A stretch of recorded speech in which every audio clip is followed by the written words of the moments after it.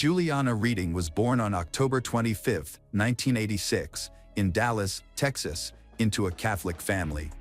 She grew up with her younger brother, Patrick, under the care of their parents, Patricia and Greg Reading, who instilled strong family values and faith in them. Juliana was known not only for her beauty but also for her cheerful personality and charm, which naturally attracted others to her. Childhood was filled with warmth, laughter, and dreams.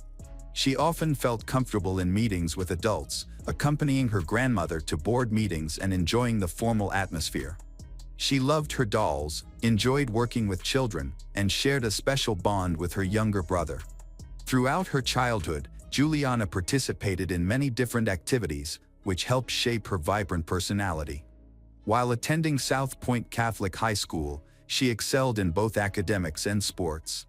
She participated in activities such as track, soccer, theater, and golf, contributing to the team's victory in the state championship. Furthermore, she was involved in the recycling club, served on the student council, and volunteered as a preschool teacher at her church. Her teachers recognized her as kind, respectful, and a natural leader. She dreamed of becoming an entrepreneur and actress, combining her intellect with her artistic talents. By 2005, she was performing with the Tucson Symphony Orchestra and had landed a role in the independent film Kitty, which was filmed in Atlanta. In 2006, driven by her dreams of success in Hollywood, Juliana relocated to California. She found a charming bungalow-style apartment on Centinela Avenue in Santa Monica, just minutes away from Sunset Boulevard in Beverly Hills. While studying communications at Santa Monica College, she worked as a hostess at upscale restaurants and took on various part-time jobs as a bartender and waitress, always on the lookout for acting and modeling opportunities. With her chestnut hair and captivating beauty, Juliana quickly attracted attention in the entertainment industry. In early 2008, it was reported that she was in talks to appear in an article in Maxim magazine, an opportunity that could have brought her even more fame. However, her dream was painfully shattered. On March 15, 2008, around 10 p.m., Juliana called emergency services, but the lines suddenly went silent. A neighbor later reported hearing furniture being knocked over just before the call. At that moment, no one realized that Juliana might have been struggling for her life. The next day, when her mother, Patricia, was unable to reach her daughter, she grew increasingly worried. She reached out to the Santa Monica Police Department to request a welfare check. Officer Scott Matt Goen was one of the first to arrive at Juliana's apartment. He heard Juliana's dog barking inside the apartment but received no response when he knocked. He then noticed a concerning smell of gas. The fire department was summoned, and officers gained entry into the apartment. Inside, they found a test flame on the stove that had gone out, an open burner, and a flickering candle, all indications that the apartment had been filled with gas for hours, making it dangerous due to the risk of explosion. What they found next was even more disturbing. From the kitchen, Officer Goen looked into the bedroom and saw Juliana lying lifeless on the bed. Her body showed signs that she had been dead for several hours, with purple discoloration on her lower limbs indicating post-mortem lividity. The scene suggested she had been involved in a violent struggle. Investigators found evidence of a fight and collected numerous DNA samples from door handles, kitchen items, and Juliana's shirt, with one vital sample found under her fingernails. Initially, media reports speculated that blunt force trauma caused her death, but the Los Angeles County Coroner's Office later clarified this. While the cause of death remained sealed, it was confirmed that she was a homicide victim. Horrifyingly, forensic evidence revealed that the DNA found under Juliana's fingernails matched her own, suggesting that in a desperate attempt to escape her attacker, she may have scratched at her own neck while being strangled. The police are remaining tight-lipped about the investigation, keeping details under wraps to protect the integrity of the case. Meanwhile, the public is left in shock over the loss of Juliana, a young, beautiful, and intelligent woman whose life appeared full of hope and meaning. As forensic teams investigate the crime scene at Juliana's Santa Monica apartment, lab technicians are examining biological evidence. Meanwhile, detectives are interviewing her friends and family to gather more information about her sudden death. One name that stood out during the interviews was John Gilmore. Juliana's father, Greg, mentioned that she had been in an unstable relationship with John for the past 2 years, a relationship he disapproved of. Greg described John as having a temper and a history of aggressive behavior. He recounted an incident in which John kicked in Juliana's car door and another incident where he forced his way into her home after an argument. Then, the police quickly approached John. He acknowledged that their relationship was rocky and admitted that they had argued on the night of March 15th, the same night Juliana was killed. However, he insisted that it was only a phone argument triggered by Juliana being upset about his plans to go out with friends. He claimed she hung up on him and then went out with another friend. He also stated that he attended a house party several miles away and texted her until 10 p.m., when her messages stopped. The next morning, he went to her bungalow but left when she didn't respond, even though he claimed to see a candle flickering inside through the security gate. Despite the initial suspicion surrounding John, he was quickly cleared. Surveillance footage confirmed his presence at a store and 2 other locations that night, and several witnesses placed him at the party during the crucial time frame of 9:45 to 10:15 p.m. Additionally, forensic investigators made a significant discovery. The DNA found at the crime scene belonged to a woman. This led investigators to consider whether someone close to Juliana might have been jealous or held a grudge. They questioned female acquaintances and collected DNA samples, but none matched. On March 28, Juliana's family held a funeral mass at St. Thomas the Apostle Church in Tucson. Friends, relatives, and former classmates came together to remember a young woman who lived her short life with purpose and joy. Those who knew her praised not only her beauty but also her kindness, ambition, and vibrant spirit. While it seemed that the investigation was making little progress, detectives were quietly exploring Juliana's personal and professional relationships. It was then that another important figure emerged, Dr. Munir Uwaida, a wealthy Lebanese-born surgeon who was nearly 20 years older than Juliana. Munir grew up in Beirut, the son of a prominent doctor, and by 2007, when he met Juliana, he was living a lavish life in Los Angeles. Their meeting occurred while Juliana was working as a hostess at an upscale restaurant. Captivated by her, Munir offered her a job as an assistant at his medical clinic. She accepted, and their professional relationship soon turned romantic. She moved into one of Munir's homes in Beverly Hills and began driving a white Range Rover that he gifted her. He spoiled her with luxury watches, designer clothes, vacations, and even offered to buy her a Lamborghini for her 21st birthday. Friends noted that Munir seemed infatuated, almost obsessed, and he even talked about marriage. He also sought to partner with Juliana's father, Greg, who was a pharmacist, by proposing a pharmaceutical company called Golden State Pharmaceuticals, with Greg as the director. However, as Juliana continued to pursue her acting career and education, she felt overwhelmed by the relationship and decided to end it. She moved into a Santa Monica bungalow, supported by her father. Although their romantic relationship had ended, Juliana and Munir remained in contact. In fact, she had recently taken a birthday trip to Las Vegas with him and some friends. However, the celebration turned sour when Greg informed Juliana that he had discovered some troubling news. Munir was married and had 3 children in Lebanon. Feeling betrayed, she cut off all communication with him. Despite personal conflicts, discussions about the business partnership between Munir and Greg continued until March 2008. Just before Juliana's tragic death, Greg decided to withdraw from the business deal due to legal concerns about the company. His lawyers sent a formal letter terminating their involvement, stating that, although Munir's offer was appealing, it posed too many professional and ethical risks. Interestingly, Munir's legal team later claimed that it was he who ended the negotiations. A few days later, Juliana was found dead, prompting investigators to consider a possible connection between the business deal and her murder. However, Munir had a solid alibi since he was out of the country at the time. Furthermore, the DNA found at the scene belonged to a woman only, not to a man. Even though Munir was cleared as a direct suspect, investigators kept an eye on him, suspecting that someone close to him might be involved in Juliana's death. Investigators focused on the women who worked with him, especially Kelly Sue Park, a 43-year-old real estate agent and his personal assistant. Detectives noticed a suspicious financial pattern involving Kelly. From June 2008 onwards, she received over $1 million from Munir within 18 months, including a $250,000 payment just 3 weeks before Juliana's murder. This raised significant concerns. As police increased surveillance of Kelly, they recovered a cigarette she had thrown away, and DNA testing showed it matched DNA found at the crime scene. On June 17, 2010, more than 2 years after Juliana's death, authorities arrested Kelly and her partner, Ronnie, in California. They lived in Thousand Oaks and were brought to Los Angeles to appear in court on June 21.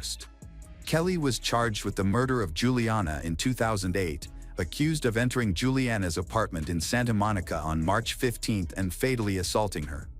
Kelly's bail was set at $1 million, and if convicted, she faces a sentence ranging from 25 years to life in prison. Ronnie was taken into custody as well but was released without charges. The media, frustrated by the case's secrecy, soon uncovered another surprising development. 2 days after Kelly's arrest, Munir vanished from Los Angeles and was thought to have fled to Beirut, even though he had not yet been formally charged in connection with Juliana's death. In October 2010, a secret grand jury hearing took place over 3 days to review the evidence against Kelly. For nearly 2 years, details of the case had remained hidden.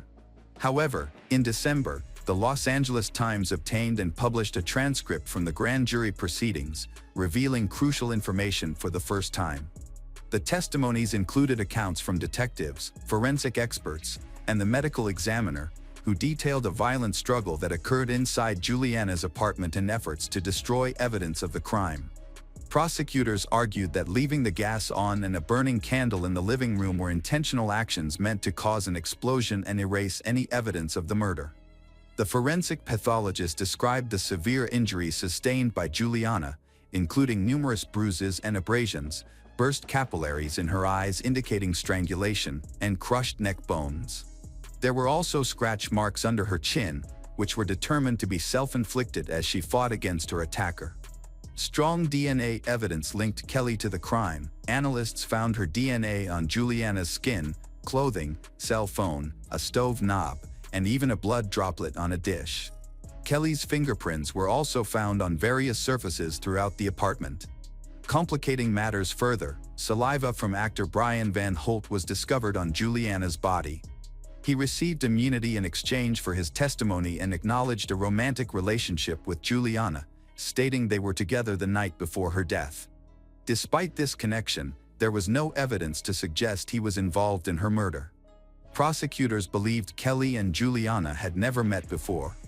Their connection stems from Munir, who allegedly assigned Kelly to act as an enforcer sent to intimidate Juliana or pressure her father, Greg, over a failed pharmaceutical business deal just days earlier. Kelly received a 6-figure payment shortly before the attack, along with another substantial payment made to her relatives right before her arrest. This coincidence of timing has raised many suspicions that cannot be ignored. Although the grand jury was presented with a strong theory, several questions remained unanswered. Key among these was how detectives were able to connect Kelly to the case after such a long time and what caused the violent escalation that ultimately led to Juliana's murder. As Kelly's trial garnered national attention, her defense attorney offered a straightforward explanation for the large sums of money she received from Munir. He claimed that Kelly was simply a personal real estate agent for Munir. Prosecutors, however, were not convinced. To them, Munir, who had previously been in a relationship with Juliana, appeared to be a sinister figure behind the case. They pointed out that Munir fled the United States on the same day Kelly was arrested, despite the lack of direct evidence connecting him to the murder, such as communications, financial trails suggesting violence, or any physical presence at the crime scene. With no choice but to focus on Kelly and the overwhelming DNA evidence found at the crime scene, prosecutors presented information to the grand jury indicating that Kelly's DNA was identified on nearly every surface in Juliana's Santa Monica bungalow, as well as on her body, clothes, phone, stove knob, and even in a droplet of blood on a dish. Convinced that the physical evidence was compelling, the grand jury agreed there was enough to move forward to trial. When the trial took place in 2013, jurors once again heard detailed accounts of the final, violent moments of Juliana's life from police forensic experts and pathologists. These experts described a brutal struggle, a failed attempt to cause an explosion using gas and a lit candle, and an assault so severe that it crushed the young woman's neck bones. The prosecution presented a chilling story backed by DNA evidence and forensic analysis, arguing that Kelly had been sent by Munir to intimidate Juliana, and possibly her father, into reviving the failed pharmaceutical deal. However, despite the scientific support, the prosecution's case had a significant weakness. It lacked a clear motive and a complete narrative. Why would a woman with no prior history of violence commit such a horrific crime? In June 2013, after a week of discussions, the jury reached a verdict. Kelly was found not guilty in the murder case of Juliana. As the verdict was announced, an emotional scene unfolded in the courtroom. Kelly, who was 47 at the time, began to cry, and her supporters rejoiced with relief. Meanwhile, Juliana's family and friends were devastated, expressing their anger and disbelief. Some yelled at Kelly, accusing the jury of failing to deliver justice. The jurors left quietly through a back exit to avoid the media and did not explain their decision publicly. Kelly's lawyer later argued that the prosecution had relied too heavily on DNA evidence without explaining why Kelly would have had a motive to kill. He pointed out that while DNA can show someone's cells were present, it doesn't clarify how or why they were there. He believed the prosecution failed to present a coherent narrative that made sense to the jury. Juliana's parents issued a statement asserting that the evidence against Kelly was compelling and that their daughter's death was tied to a failed romantic relationship and a dubious business deal. However, the saga of Kelly did not end at the courtroom. Just over 2 years after her acquittal, Kelly was arrested again, along with 12 others connected to the criminal activities of Munir. The charges included conspiracy, insurance fraud, aggravated assault, and performing unauthorized surgeries that defrauded insurance companies of $150 million. Kelly pleaded not guilty, but the allegations were troubling. Prosecutors claimed that Munir, having lost his medical license in California, permitted unqualified assistants to conduct surgeries while deceiving at least 21 patients into thinking he was the one performing the operations. Kelly was released on $1.5 million bail while the case progressed. Although no new charges linked her directly to Juliana's death, the fraud case had significant overlaps with the murder trial allegations, specifically that Munir and Kelly had collaborated to create a complex fraudulent medical enterprise. Over the following 5 years, the fraud case slowly moved through the legal system, facing numerous legal hurdles, dropped charges, and reinstated accusations, including aggravated violence, insurance fraud, and conspiracy. In an unexpected development, the Los Angeles Superior Court dismissed all charges against Kelly and several others in May 2020. The reasons for this decision were kept confidential, and the judge overseeing the case since 2017 did not provide any public explanation. This is a huge disappointment for Juliana Reading's family, as more than a decade has passed since her death with no one being held accountable. The story of Juliana Reading serves as a powerful warning about how ambition, obsession, and money can intertwine in troubling ways. It highlights the truth that, at times, mere facts are not enough to secure a fair verdict.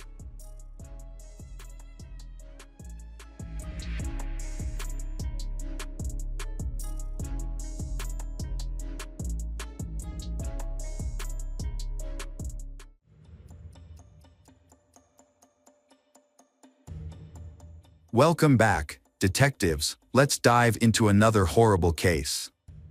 The case of Bodhisattva Potter. This is a story about two lovers who met in school and wanted to spend all their free time together, believing their love would last forever. However, they were unaware of how brutally their happiness could be shattered by an unexpected tragedy. Bodhisattva Potter was born in 1991 in Newport Beach, California, to Rick Potter and Scherzer. Bodhisattva also has an older brother named Zen. At the time of Bodhisattva and Zen's birth, both parents were in their 30s, and soon after, the family experienced significant career growth. Scherzer is a psychologist who specializes in working with autistic children. Her husband is a psychotherapist and also provides medical consultation. From a young age, Bodhisattva was very intelligent and kind. She was humble and maintained good relationships with everyone around her. All her teachers recognized her intellectual talent. Bodhisattva was also passionate about sports, especially gymnastics and basketball, and she pursued these hobbies and won several awards for her achievements. She also played the piano and sang. Her parents divorced in 1998. At the time, Bodhisattva was 8 years old and living in Newport Beach with her mother and brother. They moved to Hollandale, California, a small desert town with a population of just 6,000, about 2 hours away from their old home. Hollandale is an isolated community with a strong sense of community, with 2 large lakes that make it feel like an oasis in the desert.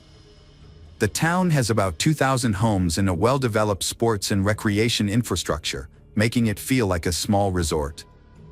Bodhisattva was accepted into the Lewis Center, an academy whose curriculum prepares students for entry into top universities. At this time, Zen moved back in with his father, and Bodhisattva stayed with his mother. Despite the distance, the 2 brothers often spent weekends and holidays together. Initially, Bodhisattva and her mother rented a house. In 2004, when she was 12 years old, her mother bought a plot of land near a lake to build her dream home. Bodhisattva was actively involved in the design of the new house, but the construction process took longer than expected due to high costs, so they continued to live in the rented house during this time.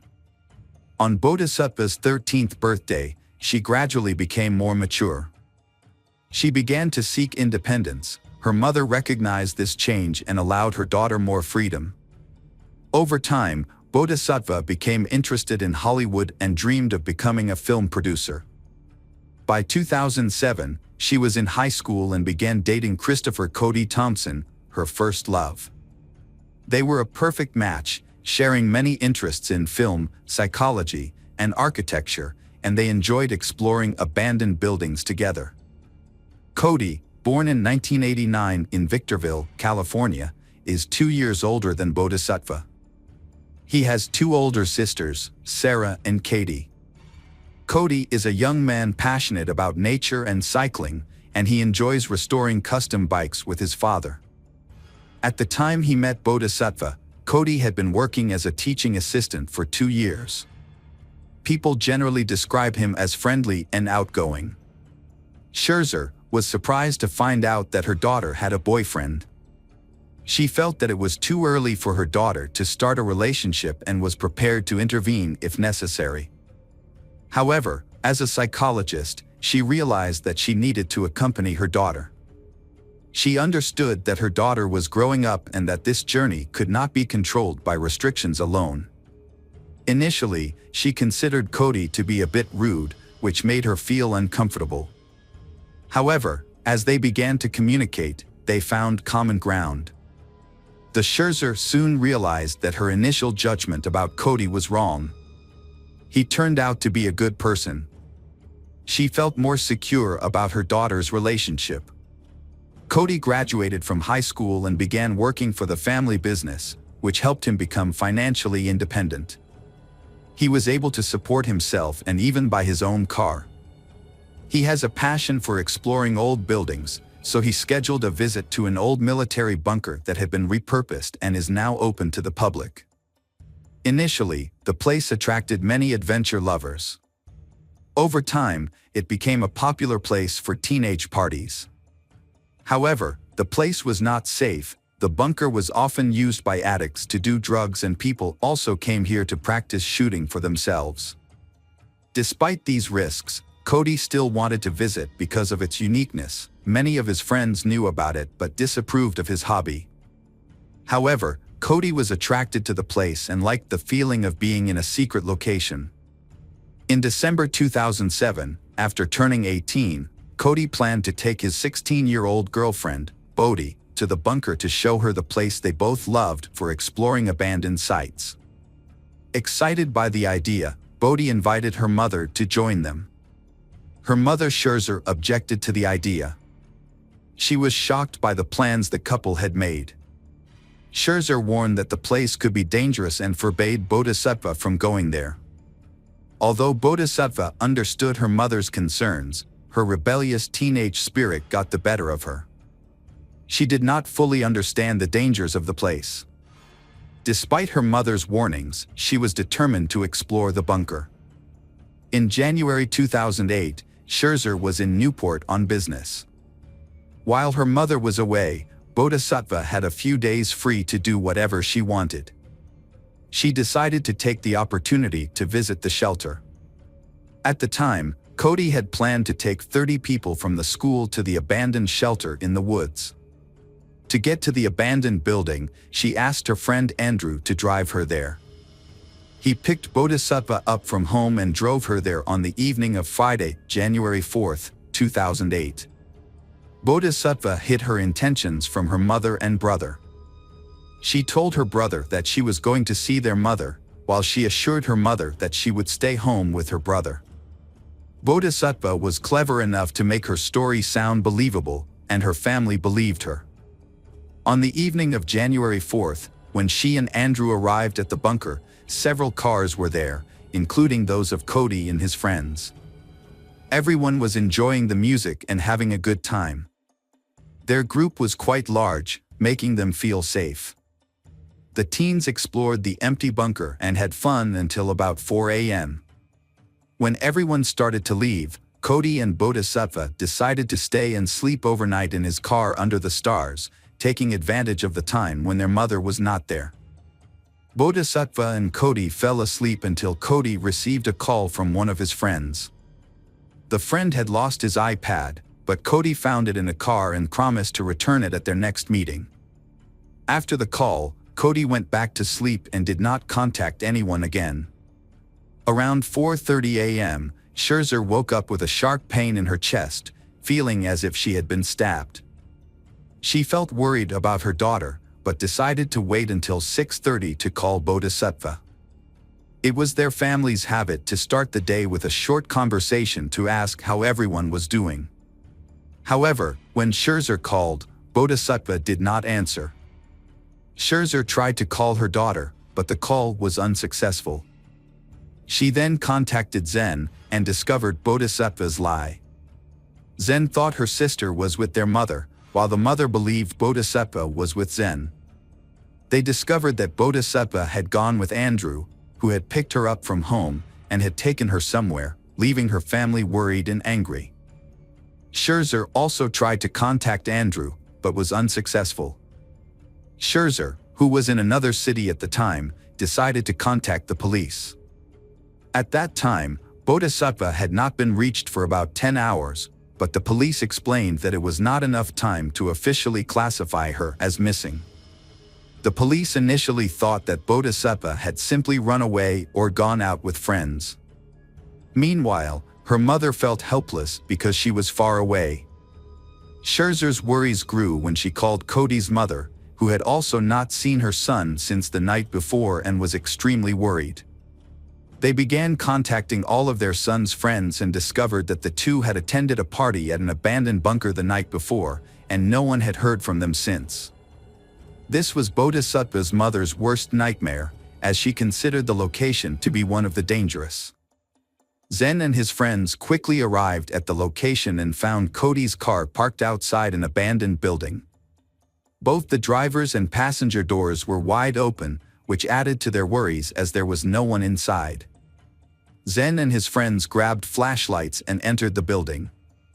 The search continued for several hours, with them splitting up and searching different areas of the bunker. Eventually, one of the friends discovered Cody in a room of the abandoned building. He showed no signs of life. The most alarming detail was that Cody was missing an eye.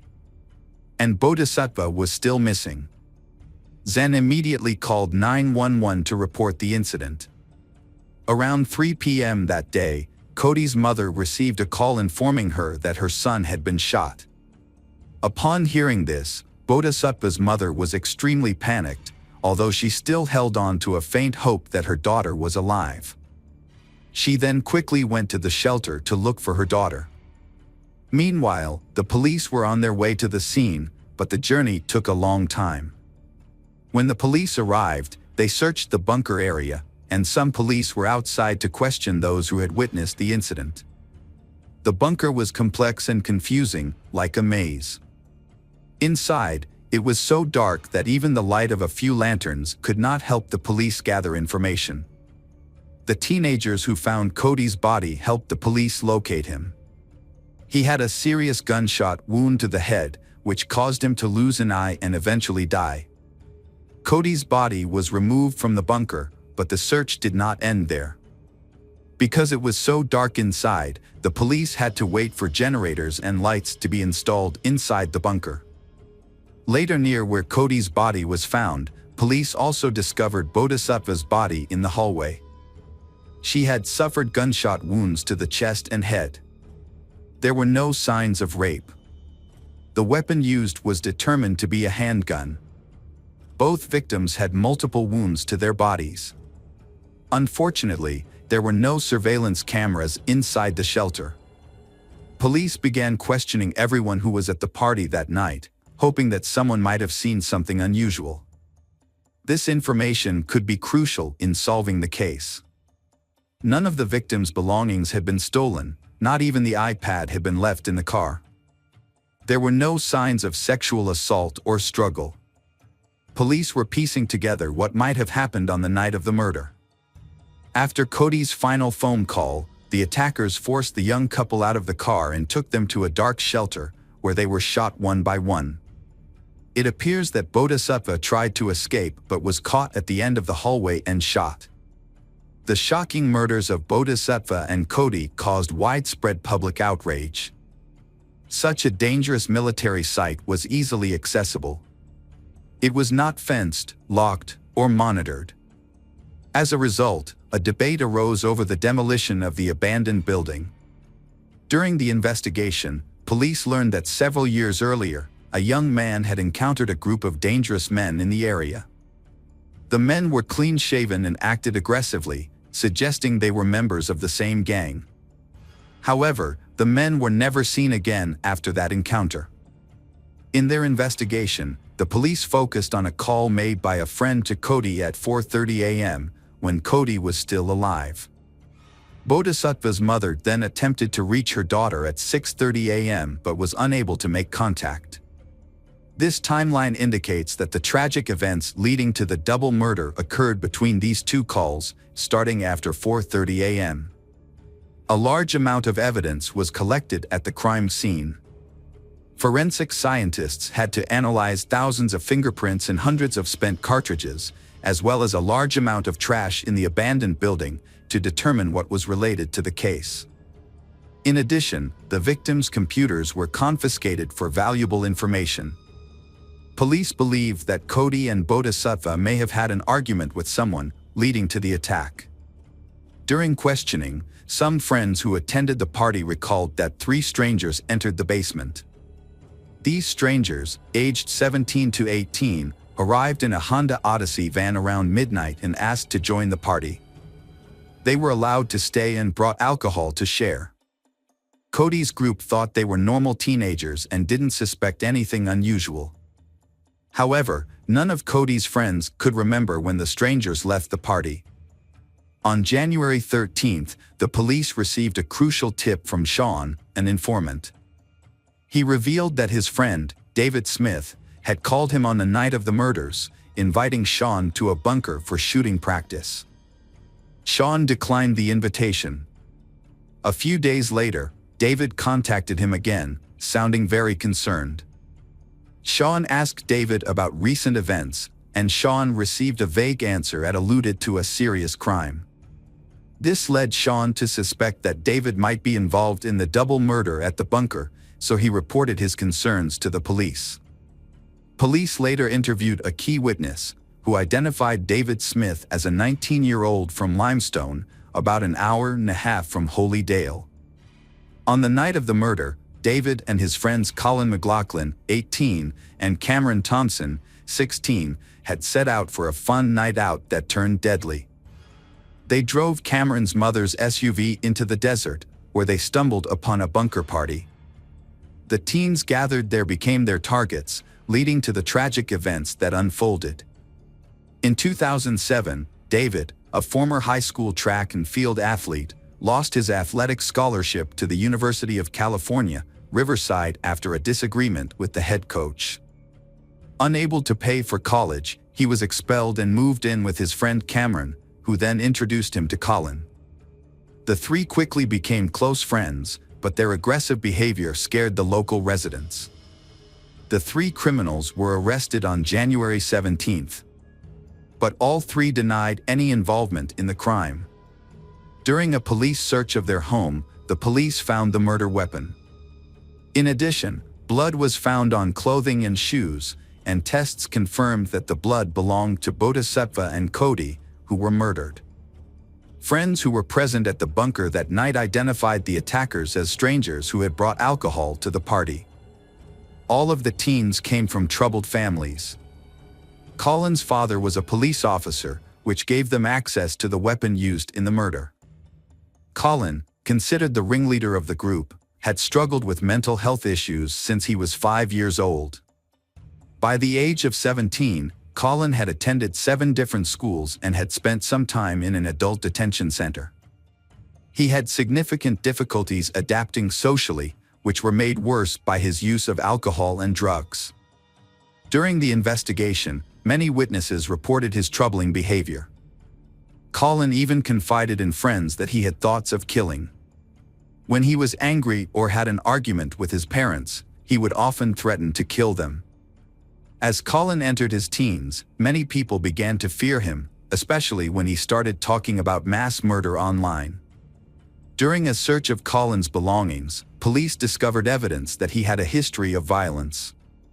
Colin had repeatedly threatened to kill others, including writing detailed notes about shooting up classmates. While in school, he was evaluated by a psychiatrist and diagnosed with bipolar disorder, and he was put on medication. At age 16, Colin faced court charges for attempting to build an explosive device, a year before he killed Bodhisattva and Cody. He was placed in juvenile detention and, upon his release, was placed on probation for several months.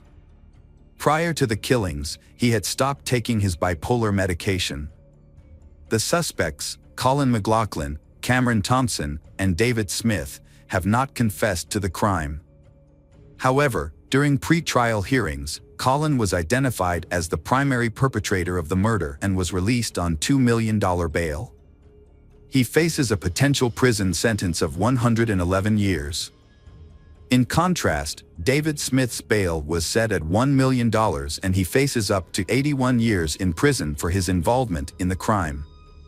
In February 2009, the prosecutor's office announced its intention to pursue the death penalty against Colin, while David and Cameron were likely to receive life sentences. The defense argued that Colin, who suffers from bipolar disorder, should receive treatment instead of being detained or executed. As a result, a psychological evaluation was ordered. In 2010, 2 forensic psychiatrists evaluated Colin and determined that he was mentally sound and aware of his actions at the time of the crime, meaning he was sane and competent to stand trial. Bodhisattva's mother Scherzer believed that the killer should not be executed. She felt that the appropriate punishment would be imprisonment for all 3 criminals so that they could understand the severity of their actions. The case took a long time to resolve, lasting more than 4 years due to discussions about the evidence and the ages of the criminals. It was eventually decided to try the criminals as adults. In 2011, Cameron Thompson reached a deal with the prosecution. He pleaded guilty to manslaughter and attempted robbery. He agreed to testify against his 2 friends. Cameron explained that the 3 of them had planned to rob a car in the desert, but when they arrived, they found no one there. Instead, they stumbled upon a party in a nearby bunker. Initially, they asked to join and gain the trust of the teenagers at the party. But there were too many people and they realized that this was not the right time to strike. They decided to wait until most of the teens had left before attacking anyone. The criminals hid in a truck, armed with guns, and were not detected by Cody. When the couple fell asleep in the truck, the criminals sprang into action. They forced the sleeping couple out of the truck at gunpoint and took them to a dark, secluded area of the bunker. There, they forced the couple to their knees, and Cody was shot execution style. Bodhisattva tried to escape but was caught and shot by Colin. They then returned to Cody and shot him again. Unfortunately for the criminals, the couple had no valuables, so the robbery was unsuccessful. They then left the bunker and went home. As part of the deal, Cameron was sentenced to life in prison. Although he had the right to apply for parole, his request was denied and he remains in custody. Colin also accepted a plea deal. Colin remained mostly calm throughout the trial. However, there were instances where he laughed, stuck out his tongue, or acted defiantly, suggesting underlying mental health issues. As a result, Colin was sentenced to life without the possibility of parole. In 2016, David Smith, a third defendant, also reached a deal. For his cooperation with police, he was sentenced to 50 years in prison and was eligible for parole after 12 years.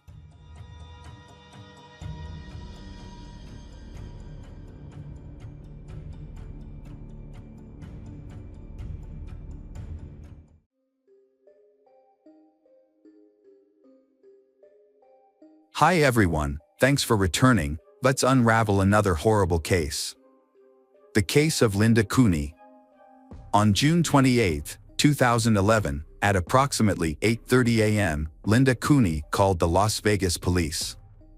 She was in a panic, reporting that her son Kevin had been shot in the neck and needed immediate help. When police and an ambulance arrived at their home, they found Kevin Cooney, 30, lying on the living room floor, bleeding. They quickly provided him with medical assistance. When the police arrived at the crime scene, they found several unusual details. Ammunition and weapons were scattered across the floor, which was not typical. They determined that the Kevin had been shot with Linda's pistol, but she could not identify who fired the weapon. There were no signs of forced entry into the house, and nothing appeared to be stolen, so they ruled out robbery as a motive. Linda was 63 years old at the time. She remained calm during the police interrogation. The interrogation lasted about an hour and was recorded. Linda insisted that she did not know who shot her son and denied any involvement, despite pressure from the police. When the police arrived, Kevin only had time to say that the shooting was an accident before he lost consciousness. He was rushed to the nearest medical center. Fortunately, Kevin survived, but his condition was serious and he would need a long time to recover. Linda's interrogation is ongoing. Police believe Kevin may have wanted to end his life. When Linda was questioned about this, she stated that he had tried to do so before. This situation required further investigation, and it was later revealed that there were more disturbing details involved in the case. During the investigation, it was discovered that a similar tragic shooting had occurred in the family 19 years earlier. Linda reported that Kevin had gone through a troubled adolescence, which had worsened after the death of his father. She informed the police that Kevin had repeatedly threatened to end his life. Even as an adult, Kevin continued to exhibit unstable behavior. Linda recounted an incident just hours before the shooting, at approximately 1 a.m. on June 28, 2011, when Kevin attacked her after an argument. He suddenly turned a corner and struck her in the chest, knocking her to the floor. She showed the police a large bruise as evidence of the attack, saying that Kevin had expressed a desire to kill her. After the fight, Linda went to bed.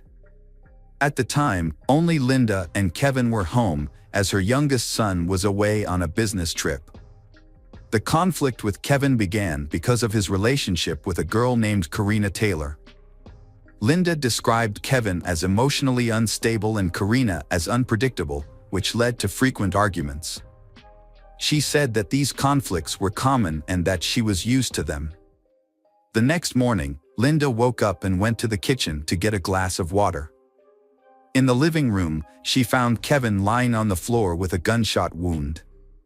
He was still alive. However, strangely, Linda said that she did not hear the gunshot. Experienced police sensed deception from the start. It appeared that Linda was trying to conceal what happened that night. She was careful with her words, while the Kevin was unconscious and there were no other witnesses for the police. So they decided to test the only piece of evidence, a .357 Magnum pistol used in the shooting. They knew the gun belonged to Linda. What is even more astonishing is that 10 years ago, Kevin's father, Jim, was shot with this gun in Palm Beach, Florida. Police investigated the case and learned that Linda had been acquitted of murdering her husband, after which Linda tried to reclaim the gun, claiming that she needed it for self-defense. She eventually succeeded in getting it back. The police try to find some similarities between Jim's and Kevin's cases that might support the idea that Linda tried to kill her son. They may even consider re-examining the first crime. Meanwhile, the police talk to family members. Jim's brother, Bob, believes that Linda intentionally shot both cases. He never trusted Linda, but there was nothing he could do to protect his family from harm. Bob was the eldest child in a wealthy and large family. As Jim grew up, he became a successful lawyer and made a good living. The family originally came from Palm Beach, while Linda was from the Midwest, where her parents owned a small family farm in Wisconsin. Jim and Linda met at a party, and after a brief encounter, he fell in love with her beautiful brunette. However, Bob is skeptical about Linda. He finds it strange that she works as a secretary at a law firm and is involved in questionable activities. Jim was deeply in love with her, so he ignored his family's objections and married Linda in 1979. Together, they went on to have 2 sons. Linda had 2 children, Kevin, born in 1981, and Christopher, born later. However, their marriage was not a happy one. Linda accused her husband, Jim, of being abusive. Over time, their relationship deteriorated, leading Linda to report Jim to the police for assault. However, she was unable to produce any evidence or testimony to support her claims. There were no obvious signs of abuse, and many people found it hard to believe that someone as respected and decent as Jim could harm his wife. After facing accusations that damaged his reputation, Jim decided to file for divorce. After the divorce, the children continued to live with Linda in Jim's large house, while Jim had to pay child support. However, Linda was still unhappy and tried to get more money out of Jim. Meanwhile, Jim wanted to spend more time with the children, but if he did not pay her in advance, the children would not be home when he visited. According to Bob, each visit cost Jim $500, a large sum at the time. Jim became increasingly frustrated when he realized that Linda was taking advantage of the situation and blackmailing him. Jim, an attorney, chose to follow the law. On February 7, 1992, he visited his children, not with cash as he had done before, but by court order. The court ruled that Linda had to allow the children to communicate with their father. Unfortunately, during this visit, Linda shot him, resulting in his tragic death. Family members believe that she was angry that he refused to provide financial support because she had previously relied on her ex-husband while not working. In a fit of rage, she shot Jim and then called the police to report the incident. When the police arrived, they found Jim lying on his back in a pool of blood. He was holding a kitchen knife in his right hand, and he had died from multiple gunshot wounds. Linda shot her ex-husband at close range but claimed it was self-defense.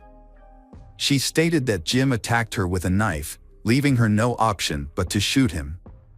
However, police were doubtful because Linda had no injuries at all. There wasn't a single scratch on her body. This led to questions about whether Jim had actually attacked her and what his motive might have been. In the end, Linda's account was not believed, and she was arrested and charged with first-degree murder. The key witness in the case was her son, Kevin Cooney, who witnessed the murder of his father. He was called in to testify. On that tragic day, younger brother, 8-year-old Christopher, was hiding in a closet and couldn't see the events unfold. Kevin, however, was in the bedroom with the door open to the kitchen, where his parents were arguing. He watched through. He looked through the crack in the door. Kevin remembered feeling terrified and anxious. He was frozen in place, unable to move, when he saw what had happened. Kevin reported that before the shooting started, he saw his father holding a shiny object, but he couldn't identify it clearly. He thought it looked like a knife, but it might have also been a key or something similar. After the shooting, when he left the room, he noticed his father no longer had anything in his hand. It was only after the shooting ended that a knife appeared in his father's hand. When the police arrived, they suspected Linda had staged a self-defense scenario by placing the knife in Jim's hand. Linda had a strong motive for this action because her husband's sons would inherit his money upon his death. Her children would benefit from Jim Cooney's life insurance policy, worth $1 million, which, along with his considerable estate, would be passed on to his children. However, the most compelling evidence the police uncovered was not Linda's call to the police, but her phone records. They discovered that before calling 911, she had contacted her lawyer first, possibly to seek legal advice. During the 911 conversation, Linda made several verbal errors, possibly due to confusion. She asked for backup and claimed that her ex-husband was trying to stab her, despite having previously said that she had shot him and that he appeared to be dead. The police were certain that Jim was dead before she called her lawyer, and she only contacted the police afterwards. It is also feared that, before her arrest, Linda had convinced Kevin that the knife had been in his father's possession the entire time. During the trial, Kevin testified that he saw an object in his father's hands. In 1993, 11-year-old Kevin took the stand as a witness. He spoke with a stutter due to fear and held a small toy. Although his testimony was somewhat confusing, it was convincing enough for the jury to quickly acquit Linda Cooney, leading to her release from the courtroom. Clearly, Kevin's testimony played a crucial role in her defense. Afterwards, she gave an interview to numerous media outlets, describing her ex-husband as a typical abuser. She maintained that she was not a murderer but acted in self-defense. To protect herself and her children, some people supported her. However, most Palm Beach residents who knew Linda's family did not believe her explanation. Because of Jim's calm and non-confrontational nature, the locals looked down on her and assumed she was the murderer. As a result, Linda could not stay there long due to the public backlash and the potential for conflict. After receiving financial support, she packed her children and moved to Las Vegas. She wanted to start a new life somewhere where no one would recognize her. 2 decades later, the heartbreaking incident occurred again. It involved the same .357 Magnum pistol that was used to shoot the family's father, Jim. Kevin Cooney is now recovering in the hospital. Initially, he was unconscious and partially paralyzed. He was unable to provide a clear account of the events of that tragic night. When Kevin woke up in the hospital 3 days later, his first words were, "No, Mom, I'm afraid of Mom." Mom shot on. He immediately told several nurses about this and seemed genuinely scared. It was clear he feared that his mother would come back to harm him again. His statements were serious, indicating that he was not joking. Kevin's girlfriend, Karina Taylor, was not surprised by his words. She said she lived in fear of his mother during their 2-year relationship. Their relationship began in 2009. Karina stated that Kevin had a constant fear of his mother, who reacted harshly whenever he had a girlfriend. Linda had previously frightened off all of Kevin's girlfriends, But Karina was determined and not intimidated by Kevin's mother's angry expressions. From their initial interactions, Karina developed a negative view of Linda, finding her to be erratic and aggressive. Linda bluntly tells Karina that Karina's family will never accept her and advises her to stay away from Kevin. And Linda ominously implies that she always carries a gun for self-defense.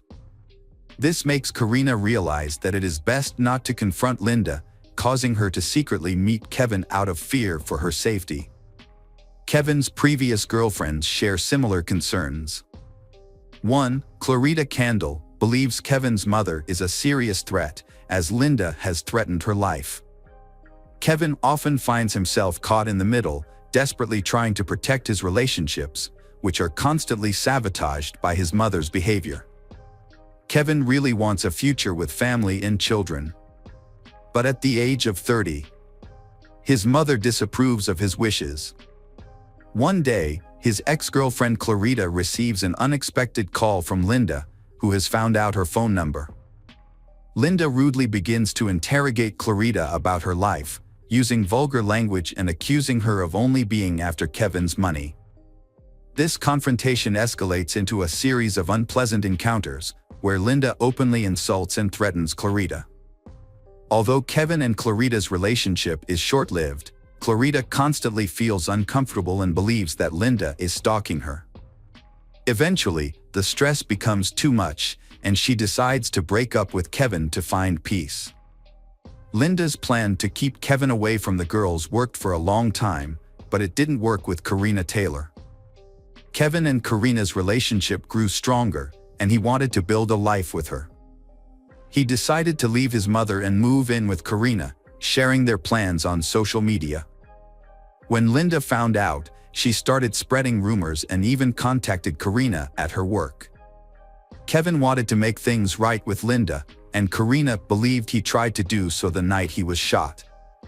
Kevin could not stand his mother's control, so he announced that he was leaving. However, she refused to let him go and used a weapon. She went down from the second floor and shot him in the neck. Police determined that Linda used a .357 caliber gun, the same gun used in Jim's murder. Police discovered that, once again, Linda did not immediately call the police. She waited about 15 minutes before seeking help while Kevin was on the verge of death. Phone records show that she first called her second son, Christopher, who was not nearby. The investigation concluded that Linda was guilty of attempting to murder her son. She was arrested and charged with the crime.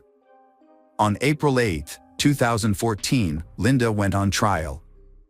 It had been more than 20 years since she first killed her husband. This time, the trial was held in Las Vegas, where she was charged with attempting to murder Kevin. During the trial, his younger brother Christopher, influenced by his mother, believed that his brother was responsible for the situation. He described Kevin as a very cruel person, often violent at home and often arguing with his mother. During the call, Linda informed Christopher that Kevin had attacked her by hitting her and threatening to kill her. In response, she retrieved a loaded pistol that she kept in the living room for self-defense. She intended to use it to protect herself and stop Kevin, but he took the gun from her. While he was armed, Kevin accidentally shot himself. The defense attempted to present this as an accident, but this was inconsistent with Linda's initial statement, in which she claimed that she did not see who fired the shot, and Kevin also claimed that his mother shot him. During the trial, the prosecution presented testimony from 2 girls, one former girlfriend and one current girlfriend of Kevin, as well as 4 nurses who had contact with him during his hospital stay. All of them confirmed that Linda shot him. In addition to their statements, there was considerable physical evidence, including fingerprints found on the weapon. For months after the shooting that left Kevin paralyzed, he was able to testify in court, but he altered his original story. He now claimed that there had been an argument between them that night, insisting that he attacked Linda first. The Kevin did not hold Linda responsible for the incident, referring to it as self-defense or an accident. He had expressed similar sentiments when speaking to the police at the hospital. It seemed he was worried about not surviving, so he wanted to ensure his mother wouldn't go to prison after he passed away. Kevin loved his mother deeply and continued to protect her, but this did not alter the reality that there had been reports of arguments and domestic violence coming from their home for several years. Kevin's message, originally seen as a warning to his girlfriend about Linda. It was clear that the Linda had total control over her children's relationships. She chose not only who they could date but also who their friends would be. She managed Kevin's mobile phone, preventing him from talking to girls, and did the same with Christopher. The Kevins and Christopher personal lives were completely controlled. They didn't even have doors on their rooms. Even though they were grown men, they still had to rely on their mother's permission for everything. Since childhood, Linda has said that they owe her their lives for the violent events of 20 years ago. They truly believed that their father intended to harm them, which made them completely submissive to Linda's authority. The trial was ongoing, and its outcome was uncertain. The prosecution argued that the Kevin was trying to escape his mother's oppressive control. When the Linda realized she was losing control, she grabbed a gun and attempted to kill Kevin. They presented strong evidence, including a video of the Kevin in a hospital bed, where he claimed his mother shot him. However, Kevin refuted this claim, stating it stemmed from anger. While in court, Kevin appeared to take full responsibility for the incident. He admitted to threatening his mother, breaking down in tears and begging Linda for forgiveness. The prosecutor accused Linda of being completely controlling and manipulating her sons, but Kevin insisted that he was in charge and made his own decisions. He also admitted to using violence if his mother did not comply. However, this is hard to believe given the testimony of his former girlfriends, who reported that Linda did not allow her sons to pursue personal relationships and maintain tight control over their lives. Medical center staff supported the prosecution's account. They stated that Kevin was extremely agitated and appeared genuinely afraid that his mother was coming to kill him. All 4 nurses who examined him there reported that Kevin admitted that his mother had threatened and tried to kill him. Kevin was then called to testify again. The same events from Linda's first trial 20 years ago were repeated, raising suspicions that Kevin might be able to keep his mother out of jail again. However, this time, Kevin testified that the gun was pointed down when the shot was fired, contradicting his previous testimony to the prosecution. He later testified that the barrel was pointed up when he tried to take the gun away. Everyone noticed these inconsistencies in his testimony. Despite everything, Kevin still hoped that his mother would not go to jail. The prosecutor's office claimed that Kevin was biased because of his feelings for his mother, which they said affected his testimony. The jury returned a verdict in less than an hour. This time, the jury found Linda Cooney, 65, guilty of attempted murder. She was also convicted of assault with a deadly weapon, menacing, and stalking her son. At the final hearing where the verdict was announced, Bob, the brother of Jim, the first victim, spoke up. He stated that Linda had repeatedly harassed and threatened his family, ultimately taking away a loved one from them. He warned that if Linda was released from prison, those close to her would be in danger again.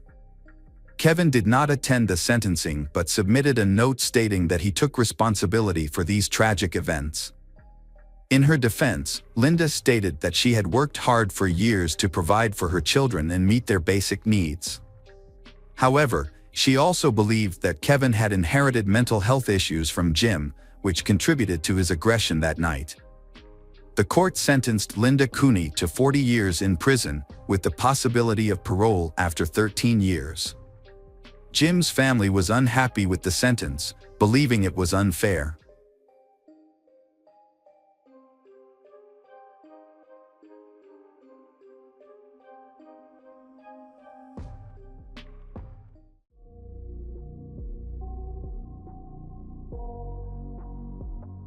Hey detectives!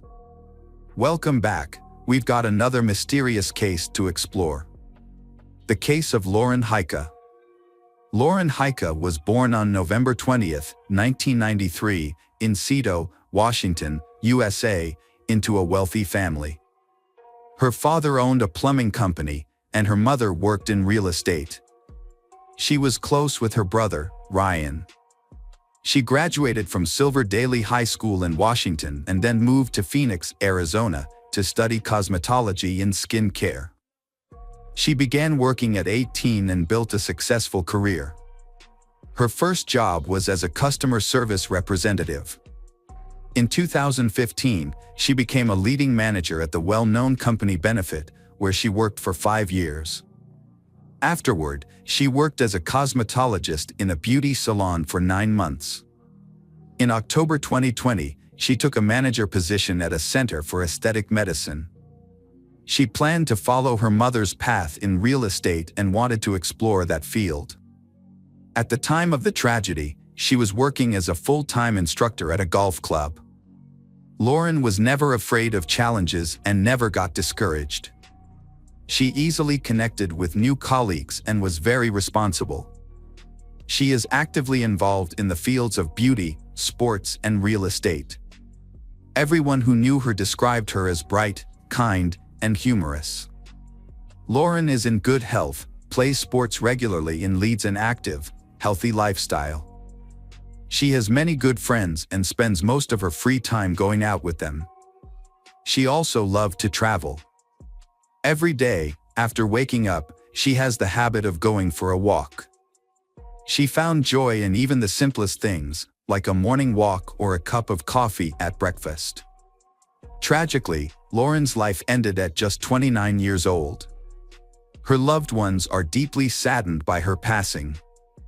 On April 28, 2023, she started her day as usual.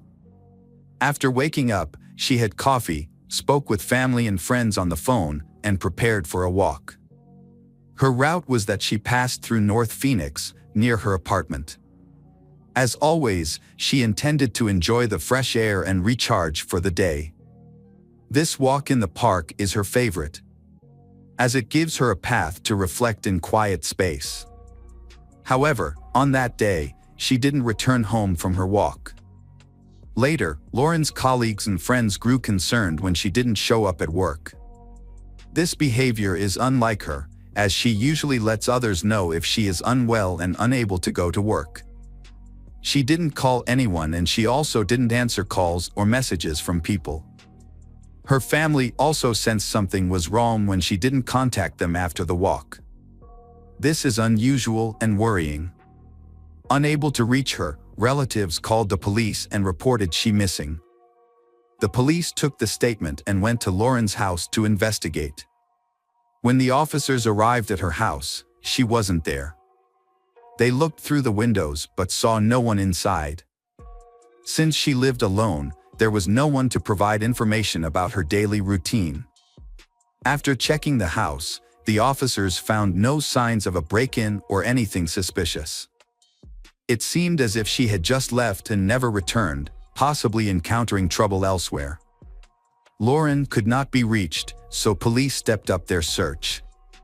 They contacted all of her acquaintances, but no one had seen her that day. The search for Lauren began, and it wasn't long before she was found. The next day, April 29th, around 11 a.m., her body was discovered on her favorite walking path, the same one she had visited on the day she went missing. A resident of a nearby apartment complex, who was also her neighbor, out walking their dog, found her body. The dog led its owner to the location.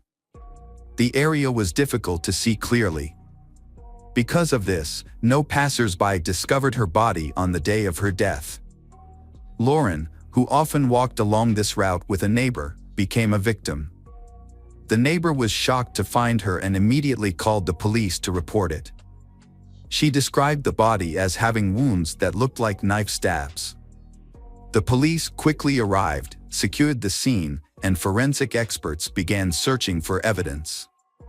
Authorities informed Lauren's family that her body might have been found and asked them to come for identification. Lauren's family identified her immediately. However, the official identification results were announced on May 1st. Her body was sent for an autopsy, and the forensic expert determined she was stabbed to death around 11 a.m. on April 28, 2023, the day she disappeared. The autopsy showed she had about 15 stab wounds, all on the upper body, with a deep stab in the back being fatal. The knife went in approximately 8 centimeters. Based on the wounds, the expert suggested that a penknife was used in the murder. Lauren fiercely fought for her life, which was evident from the multiple stab wounds on her hands, typical of defensive actions. There were also minor cuts and abrasions all over her body, showing her death was painful and prolonged. She attempted to defend herself and resist, but the attacker was more powerful. Furthermore, the surprise element of the attack may have played an important role, since she was suddenly attacked by a couple. While forensic experts were conducting the autopsy, the police continued to thoroughly investigate the murder scene. They discovered the reason for the numerous abrasions on Lauren's body. Along the path she had been walking, there was a barbed wire fence. It seems she attempted to crawl through it to escape, but couldn't succeed, resulting in her torn clothes and multiple abrasions and bruises. Additionally, at the crime scene, items were found that she had taken with her on her walk. Because the area where Lauren's body was found is near residential areas, so there was a high likelihood that both she and culprit were captured on surveillance cameras. The police obtained the necessary footage and thoroughly reviewed the incident of that morning. They discovered a video segment showing Lauren walking along a path around 10:52 a.m. She is calmly passing the area covered by the camera. About 22 seconds later, a tall, thin man dressed in a light t-shirt and dark shorts, carrying a backpack, is seen running behind her. However, he quickly vanished into the wooded area. A few minutes later, the same man from the recording exited the park and ran in the opposite direction. It was clear he was trying to cross the barbed wire fence, but quickly disappeared from the camera's view. No one else was present at the time, making him the main suspect in the case. Police reviewed security camera footage and identified the suspect, but ran into a major problem. The video quality was so poor, so it was impossible to identify the person's face or any features. The only clue was that he appeared to be a young black man. These recordings were shown on local television in hopes that someone could identify he. Several people have contacted the police with information. Although the information verification process took quite a while, no important clues were found. The police needed to analyze all Lauren's belongings found at the crime scene. Near the barbed wire fence, detectives discovered shoes. DNA analysis of her shoes revealed DNA that did not belong to her, likely belonging to the attacker. It was assumed that the attacker grabbed she by the leg, leaving his DNA behind. The sample was sent to the lab for further examination. After analyzing the results, the police uploaded the DNA test findings to their database.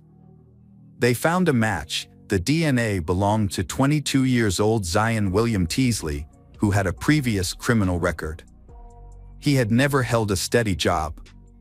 A detailed review of his criminal history showed a series of convictions starting in 2020.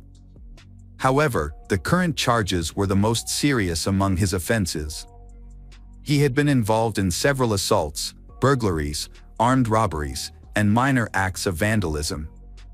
In 2021, the police obtained his confession for the crimes he committed. In exchange, many of his intoxication charges, totaling about 10, were dismissed. He served 16 months in prison and was released in November 2022. The prosecutor's office encouraged him to cooperate with the investigation. Even though his DNA was on Lauren's shoes, that doesn't mean he's the killer. His DNA might have accidentally ended up on Lauren's shoes. This was not enough to arrest and charge he. More convincing evidence was needed. Therefore, detectives decided to examine his mobile phone. Officers tracked the location of Zion's mobile phone. The phone records showed it was in the area where Lauren was killed, at about the same time in the morning. Moreover, the route taken by Zion's phone matched exactly with the movements of the person seen on video. Doubts about Zion grew, but this evidence was not enough to convict him. So, the officers canvassed the area, questioning residents of nearby houses. They hoped to find people who knew the suspect and were able to identify him in the camera footage. Several local residents confirmed that the man in the video resembled Zion. Detectives consulted Zion's acquaintances, and they provided useful information. They revealed that he owned a penknife with a blade exactly 8 centimeters long, closely matching the weapon used in the murder. During the investigation, Zion remained placed on probation for a previous assault conviction.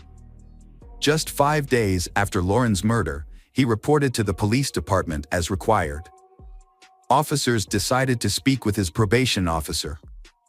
The officer mentioned that Zion appeared nervous during their last meet, as if he was anxious about something. When shown CCTV footage of the suspect, the probation officer said that the person resembled Zion in both physique and appearance and wore similar headphones. However, the officer couldn't be completely certain that the person on camera was the same as the one Zion. Soon after, the police decided to question Zion, the prime suspect. This meeting occurred on May 4th at his residence in Teasley, located on North Scottsdale Route, just a 5-minute walk from where Lauren was murdered. The police met Zion and asked him to come in for questioning. He agreed and accompanied them to the station, and he was shown CCTV footage of Lauren and suspect. During the interrogation, he became nervous, frequently changed his story. Initially, he claimed he had never seen Lauren. But he later insisted that he was not the person in the CCTV footage and denied any involvement in the murder. Police discovered contradiction in Zion's statement during the first interrogation. He confessed to the attack, but maintained that at the time, he was not aware of his actions. He explained that he had a difficult childhood, growing up in a poor family, where he was bullied. To survive, he resorted to stealing and eventually committed other crimes. The motives for the attack on Lauren, as well as some details, remain unknown and are being kept secret. After the attack, while the investigation was still ongoing, he went on the run and tried to hide his identity. He noticed that the news frequently covered the murder and showed surveillance footage. So, he decided to flee the city. However, he was arrested before he could escape. After Zion's arrest, police found a plane ticket to Detroit in his house, which supported his plan to escape. 6 days after the attack, the police capturing him. If he had fled to another state, it would have been much more challenging to catch and convict him. During their investigation, police uncovered issues with Zion's employment. They contacted the clothing store where he worked, but the manager revealed that he had been fired just days before the murder. The employer noted his aggressive behavior at work and suspected him of involvement in thefts from the store. This suspicion was confirmed by surveillance footage, showing he caught on camera with stolen items from the store. Consequently, he was terminated, although the store did not report him to the police. Zion was charged with first-degree murder on May 4, 2023. The prosecutor identified signs of premeditation in Lauren's murder and noted intentions of fleeing to another state. As a result, bail was set at $1 million, an amount he could not afford, leading to his continued imprisonment. Besides the murder charge, Zion faces accusations of violating terms related to placed on probation. Lauren's family expressed gratitude to Phoenix police for quickly apprehending an individual who posed a major threat to society, preventing further harm. They believe such dangerous individuals should be isolated permanently and have asked for life imprisonment. What do the injuries inflicted on Laura suggest? They show that there was no connection between her and Zion. They weren't acquainted, had no communication, and shared no mutual friends. Thus, Laura was in no way the one who made him aggressive, she just accidentally became the target of this evil person. If Zion is found guilty, he could face the death penalty. Arizona enforces the death sentence and is the only U.S. state that still uses gas chamber suffocation as a method of execution. Although this method is legally available in California, Missouri, and Wyoming, their gas chambers have been dismantled. Gas suffocation is considered inhumane because it causes a slow, terrifying, and painful death. The last person executed this way in Arizona was Walter Lagrand in 1999, who was convicted for murdering a bank manager. He suffered convulsions for 18 minutes in the gas chamber.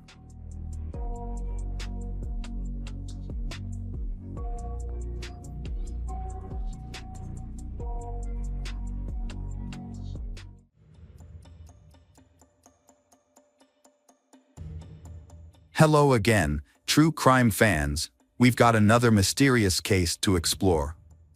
The case of Rebecca Zahau. Rebecca Zahau was born on March 15, 1979, in Flam. She grew up in a large family.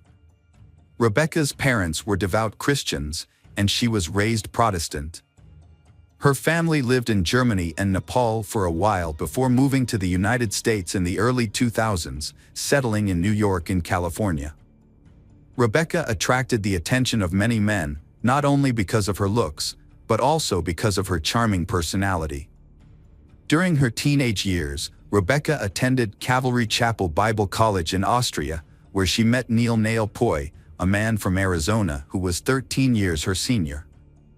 She fell deeply in love with him, and in 2002, they married when she was 23. They later moved to Phoenix, where Rebecca worked at an eye clinic. This couple's marriage had its ups and downs, lasting for 8 years before they divorced in 2011. During the breakup, Rebecca experienced significant turmoil. In 2009, she was arrested and pleaded guilty to shoplifting after stealing $1,000 worth of jewelry. She then began dating Jonah Ashanama, 54.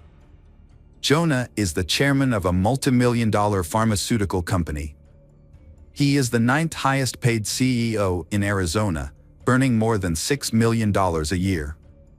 Rebecca first met Jonah while working as a technician at Atalmaloga, and they soon began dating. Their relationship became serious, although Rebecca was not yet divorced from Neil, and Jonah had been married twice before. His first marriage led to a 3-year custody battle over his 2 children. Jonah had a son, Maxwell Taryn, from his second marriage to Dina Romanoff in 2005. That marriage ended in divorce in 2010. After starting a relationship with Jonah, Rebecca quit her job at the eye clinic to spend more time with him and help care for the children. Rebecca lives in Jonah's massive mansion on Ocean Avenue in San Diego. However, Rebecca's life is not a fairy tale, and not everything is as it seems. The main issues stemmed from Jonah's 2 daughters from his first marriage, who did not get along with Rebecca. Their dislike for her became so intense that Rebecca considered either ending her relationship with Jonah. Despite this, Rebecca's biggest success was forming a strong bond with Jonah's youngest child, 6-year-old Maxwell. She cared for him like a mother, taking him to soccer practice, reading him bedtime stories, playing with him, and cooking for him as part of their daily routine. In July 2011, while Jonah was away on a business trip, tragedy struck. He believed his children were safe in Rebecca's care. Rebecca, along with younger sister visiting from Missouri, and Maxwell are both at home, each busy with their own activities. Everything seemed normal until Rebecca went into the bathroom. After a while, she was startled by a loud noise. Hurriedly dressing, Rebecca called out to Maxwell and younger sister, hoping for a response, but received no response. When she leaned over the railing, she found a horrifying sight.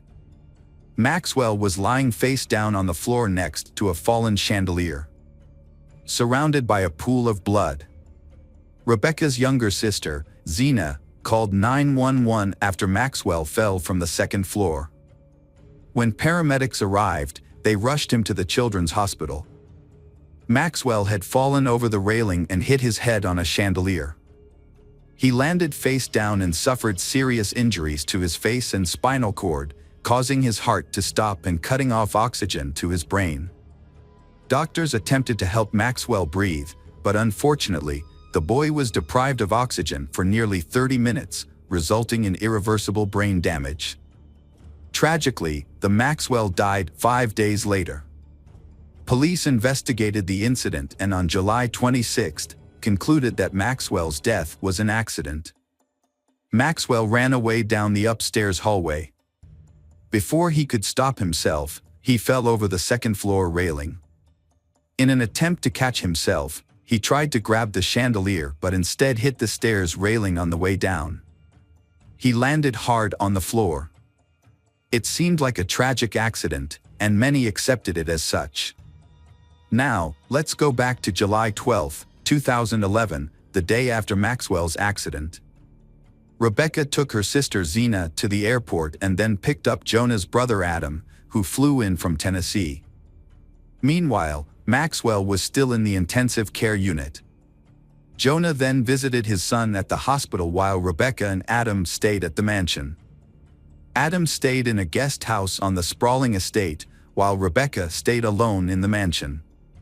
Details of that evening are unclear, but neighbors reported loud music coming from the house throughout the night. The next morning, around 6:45 a.m., Adam awoke to a horrifying scene on the mansion's balcony. Rebecca's body was hanging there, with her hands tied behind her back and her ankles bound with red rope. A long-sleeved t-shirt was wrapped around her head. Adam quickly called 911. When asked about the girl's condition, Adam said he didn't know. Adam then cut the rope and tried to resuscitate her while waiting for the ambulance, but it was too late. 2 days after Maxwell's tragic death, Rebecca also died. The San Diego Sheriff's Department quickly began an investigation. In Rebecca's room, they discovered a red rope tied to the foot of the bed, extending out onto the balcony.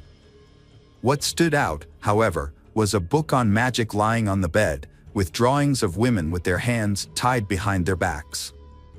The Rebecca's DNA was discovered on the knots of the rope and on the kitchen knife she used to cut the rope. Additionally, black paint stains were found on Rebecca's hands and the rope. There were no DNA or fingerprint traces from any unknown person. An autopsy conducted by the San Diego Medical Examiner revealed that Rebecca had sustained a traumatic brain injury. Several months later, on September 2, 2011, the Sheriff's Department officially concluded that Rebecca Zahau had taken her own life out of guilt related to Maxwell's tragic accident that had occurred just 2 days earlier. To back up these claims, police shared detailed findings, including demonstrating how Rebecca was able to tie herself up. According to them, the story begins with a late-night call from Adam, informing Rebecca that Maxwell was in critical condition and might not survive. Shortly before 1 a.m. on July 13, Rebecca began to execute her plan. She undressed and tied one end of a rope to the foot of her bed, then fashioned a noose with the other end. Afterward, she went out onto the balcony with the rope, tied her ankles together, and secured her hands behind her back with it. Ultimately, she leaned forward over the edge of the balcony and fell 9 feet. Rebecca lost consciousness within 15 seconds and died approximately 20 minutes later. Police reported that it was clear Rebecca died as a result of her own actions and by her own choice. Rebecca's family refused to accept the police explanation for her death. They were convinced that it was murder. Rebecca's family, including her first husband Neil, never thought she would intentionally harm herself. Just the day before her death, Rebecca had spoken to her sister Mary, in which she showed no signs of depression. While Rebecca expressed sadness about Maxwell, she assured her sister that she had no intention of taking drastic action. Additionally, Rebecca had strong religious beliefs and a deep love for her family. It is hard to believe that she would consider such an act. The Rebecca was buried on July 27, 2011, in St. Joseph, Missouri, but the fight for justice for Rebecca's family was just beginning. They publicly expressed doubts about the police findings, believing that the police was rushed. Determined to prove that Rebecca was murdered, they hired their own police and lawyers. The family also sought legal representation and pushed to have the case reopened. Upon reopening the case, they presented several compelling points. First, forensic evidence suggested that Rebecca may have suffered a head injury, but the medical examiner dismissed this claim without strong justification. Additionally, the police did not obtain information from Adam's mobile phone or review his messages to Rebecca on the night of her death. At the family's request, pathologist Dr. Cyril Wedge conducted a second examination of the body. He concluded that the fractures in Rebecca's throat were indicative of manual strangulation, suggesting that she may not have died by her own hand. During the department's investigation, several pieces of information were uncovered, including evidence that Rebecca had been abused before her death. Rebecca's family identified a prime suspect, Adam Shacknai. In February 2018, Rebecca's relatives filed a $10 million wrongful death lawsuit. Adam was accused of conspiring with Maxwell's mother, Dina, and her twin sister, Nina, to kill Rebecca out of revenge. They blamed Rebecca for Maxwell's accident while he was in her care. It was revealed that shortly after Maxwell's accident, around 11 p.m., Nina called Rebecca to discuss the incident. Rebecca did not answer, and surveillance camera footage showed Dina and Nina at the hospital that night when Rebecca died, leading to the sisters being cleared of any involvement. Rebecca's family's attorney accused Adam of assaulting Rebecca. The attorney also accused Adam of raping Rebecca and strangling her, then orchestrating her death. In response, Adam's defense attorney argued that there was no evidence linking him to Rebecca's death. He pointed out that Rebecca's fingerprints and DNA were found on the knife and rope used. A civil trial then took place in April 2018, lasting a month. During the trial, the jury found Adam liable for Rebecca's death. As a result, he was ordered to pay $5.2 million to Rebecca's family for their pain and suffering. Since this was a civil trial, a unanimous decision was not required. Adam did not face any criminal charges, so he could not be sentenced to prison, even though he was convicted. In December 2018, the San Diego Sheriff's Department confirmed that it would not overturn the original verdicts in the case. Civil verdicts can be appealed, and in February 2019, Adam appealed the civil court decision, arguing that there were procedural errors and misconduct among the jurors. Adam then reached a settlement that dismissed the civil lawsuit and reduced the original $5 million settlement to $2 million. Adam was furious about the settlement, claiming that it had been made without his consent. He criticized the judge for being incompetent in granting the settlement without his or his attorney's input. In response, the judge declaring that the civil lawsuit was now over. The jury's verdict in civil court found Adam Shacknai guilty of murdering Rebecca Zahau, and the verdict remains unchanged. However, Rebecca's family is determined to pursue further justice. They have vowed to continue their efforts until Adam is brought to justice. In August 2019, they announced a $100,000 reward for anyone who can provide information about the events surrounding Rebecca's death. Their attorney stated that it is important to gather all possible evidence and urged the sheriff to reopen the investigation immediately. The family is determined to fight the injustice Rebecca faced and will not give up.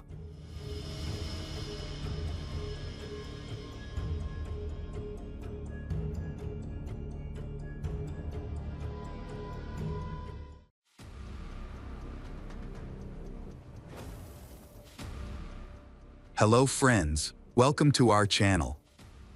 Today we're going to take a look at another horrible case with you. The case of Samia Shahid, Chaudhry Mohammad Shahid, and Mityaz Shahid, left their small village of Pandori in the Jhelum district of Punjab, Pakistan, in the mid-1980s to escape poverty and seek a better life. They immigrated to the UK, and in November 1987, their first child, Samia, was born in Bradford, West Yorkshire.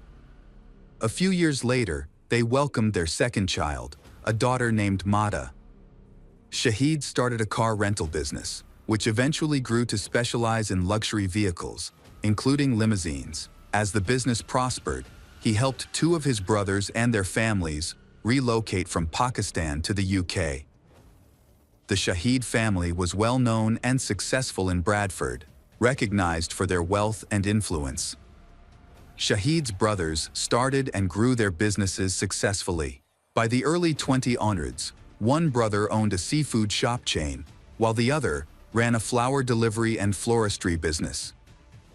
Sisters Samia and Mata were born and raised in England, growing up in an interference of European and Pakistani cultures. However, their family strictly adheres to the traditions and laws of their homeland Pakistan. This created a sharp contrast between the liberal English lifestyle and the rigid rules imposed by their family. For instance, the girls were not permitted to drive, and their father closely monitored all their activities and interactions. The eldest daughter, Samia, was Shahid's pride and is considered Daddy's favorite daughter. He pampered her, buying her expensive clothes, jewelry, and let her study at the most prestigious university. She took great care of her appearance, using high-end cosmetics, go to beauty salons, and spend a lot of money there. Although she worked part-time at a post office, her lifestyle was primarily funded by her father, who fulfilled all her wishes. Secretly, Samia would sometimes rent a car and drive herself, as she loved driving and felt confident behind the wheel. She couldn't understand why Pakistani traditions restricted women from driving. Independent and strong-willed, she valued her freedom, but still made an effort to follow her parents' wishes and avoid upsetting them. Samia had many friends from university in England and stayed in touch with them. She was known for being bright, kind, and cheerful. Despite leading a life full of love and abundance, and seemingly having everything she could want, but she lacked the freedom to make her own decisions. She always acts according to the opinions of her parents and elder members of the family. Above all, she feared disappointing her father, whom she deeply admired. Yet, the strict rules, fears, and prohibitions in her life meant she could never truly be honest with her family. In 2012, Samia's parents decided it was time for she to marry, start a family, and have children. They insisted she travel to Pakistan to enter into a marriage that followed their cultural traditions. They chose her cousin, Shakil, as their son-in-law, a man she barely knew. Marriages between relatives and arranged unions are common in their culture. Samia had always known her parents would eventually select a husband for her, presenting it as a decision she could not refuse. She had resigned herself to this inevitability, but her father's choice left her deeply shocked. Samia found Shakil repulsive and could not imagine marrying him. To make matters worse, he had recently been released from prison after serving time for killing someone in a land dispute. Although Samia had interacted with him occasionally during childhood and had seen him as a brother figure, the idea of him as her husband was unthinkable. Her parents, who were also cousins in an arranged marriage, had fallen in love and built a happy life together. They believed the same would happen for Samia and Shakil, assuming love would grow over time. Despite her strong aversion to the match, Samia felt she couldn't defy her father and understood how much this marriage meant to her family. Her mother and younger sister Mata later asserted that no one forced her into the marriage. They thought that with her stubborn personality, they could not force her either physically or emotionally. According to them, she married willingly and of her own choice. In early February 2012, the decision about her upcoming wedding was finalized during a family meeting. In the weeks that followed, her parents, along with her aunt and uncle, who were also her future in-laws, took her shopping.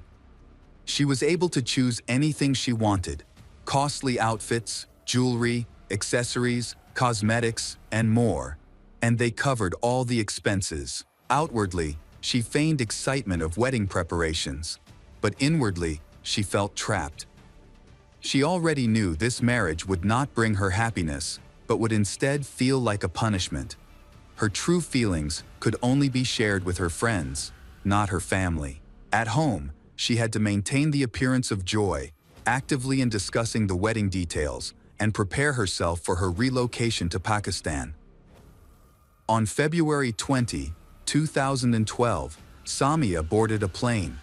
She texted a close friend, telling her that she was about to fly thousands of miles to make the biggest mistake of her life, but she had no other choice. Later, she sent more messages, admitting that the very sight of the groom made her feel sick and that being near him was unbearable.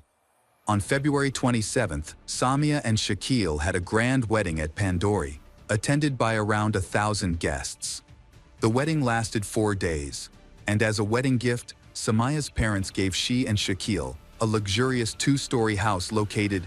However, Samia quickly realized that this beautiful house would feel like a prison, where she would be forced to live with a man she did not love. After returning to the United Kingdom, married life brought Samia no happiness. She still despised her husband, Shakil, and knew she could never love him. 4 months later, in mid-June 2012, she went back to her hometown of Bradford to handle some matters and assist Shakil with his immigration paperwork to apply for British citizenship. She planned to apply for a spousal visa for Shakil, but she postponed it to enjoy the feeling of freedom and have some time away from a husband she did not love. When Samia began processing the documents, she discovered that their wedding ceremony, conducted in full accordance with Sharia law, was only considered a marriage contract between Muslims and held no legal validity in the United Kingdom. To make the marriage legally recognized, it was necessary to follow European legal procedures, such as having a civil ceremony and obtaining an official marriage certificate. After returning from Pakistan, Samia's friends noticed significant changes in her personality and behavior. She seemed sad, her eyes were dull, and she was no longer the cheerful, sociable person they knew. It was clear she felt deep resentment toward her parents. Any discussion about her husband or married life made her uncomfortable and angry. The root of the problem was Shakil's extreme jealousy. Even from another country, he tormented Samia by constantly calling her and demanding video chats at any time. This allowed him to monitor her whereabouts, activities, and the people she was with. His behavior was not only a way to control her, but also a demonstration of his dominance and authority over her.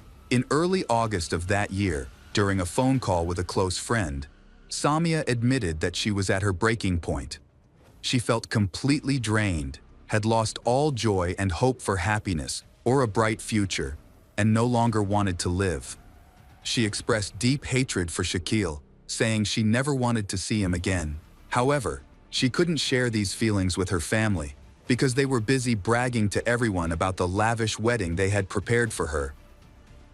In early September, unable to resolve issues related to the marriage visa, Samia was forced to return to Pakistan to live with the husband she disliked, Shakil.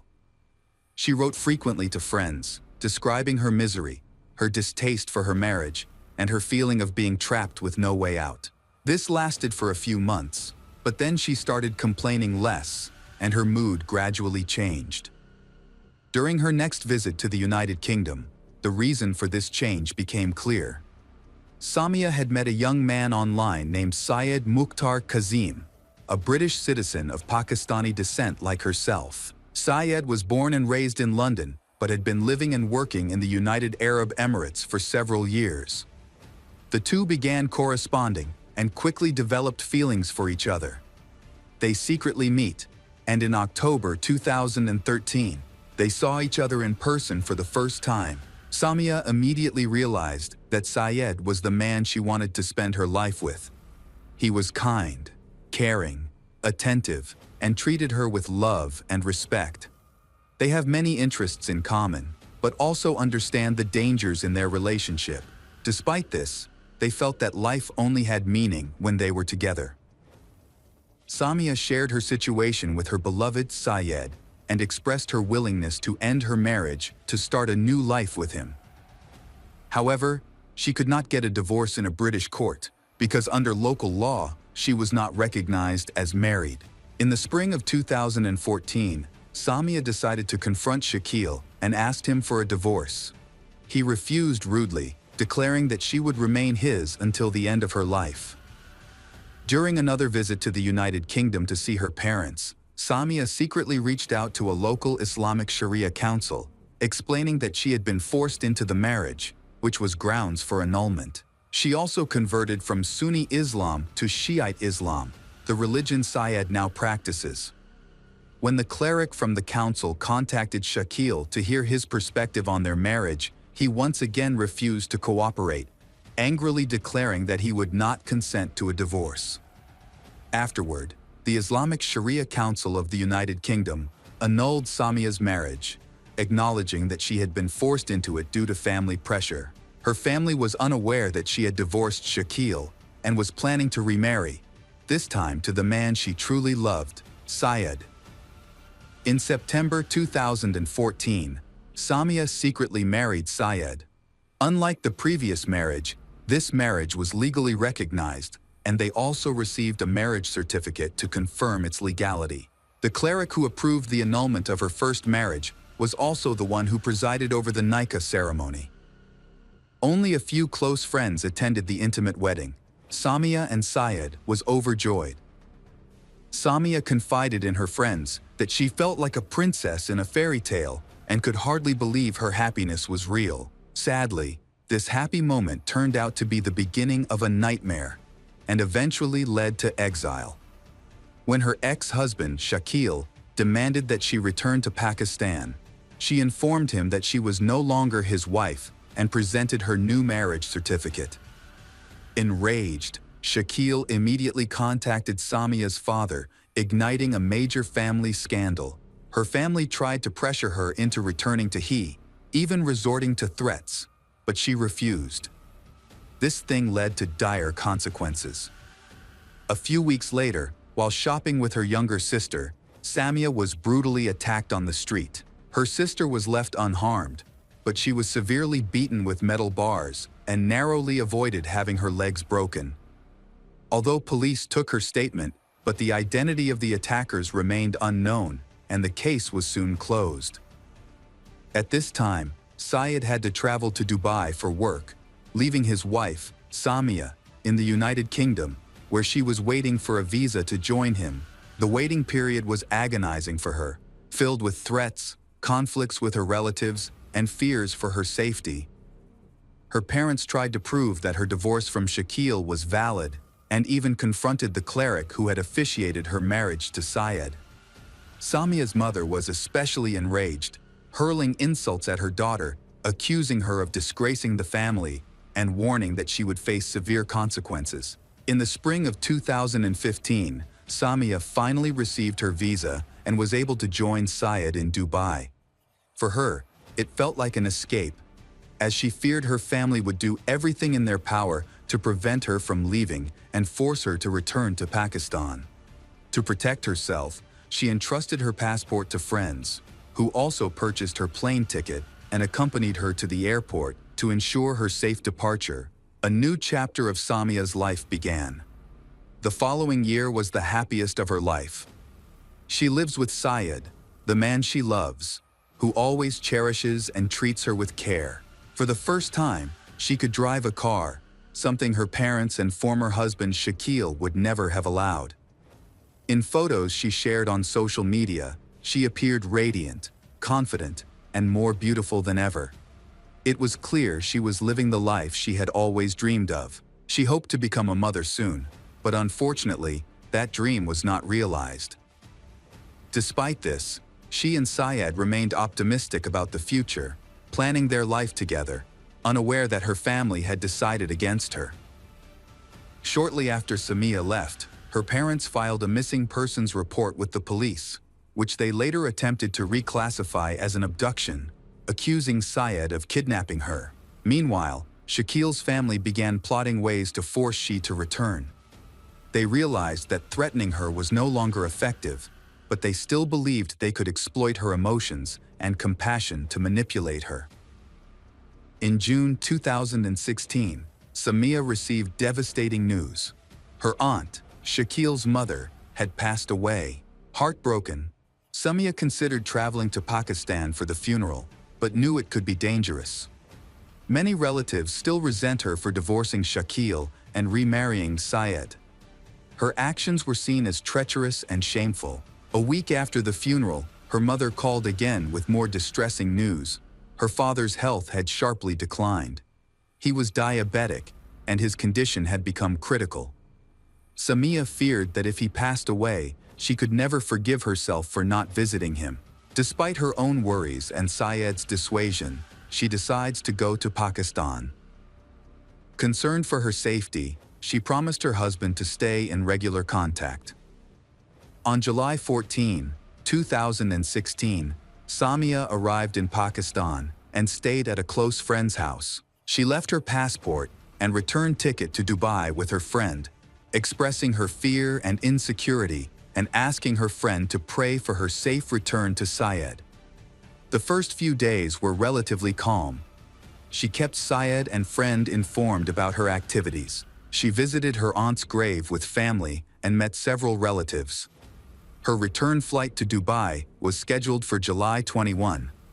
However, on July 20, Samia abruptly stopped all communication. On July 20, 2016, a heartbreaking incident occurred when Shahid contacted the police to report the death of his daughter, Samia. Upon arriving at the house where Samia had lived with Shakil, police found her lifeless body at the bottom of the stairs. Sadly, it was too late to save her.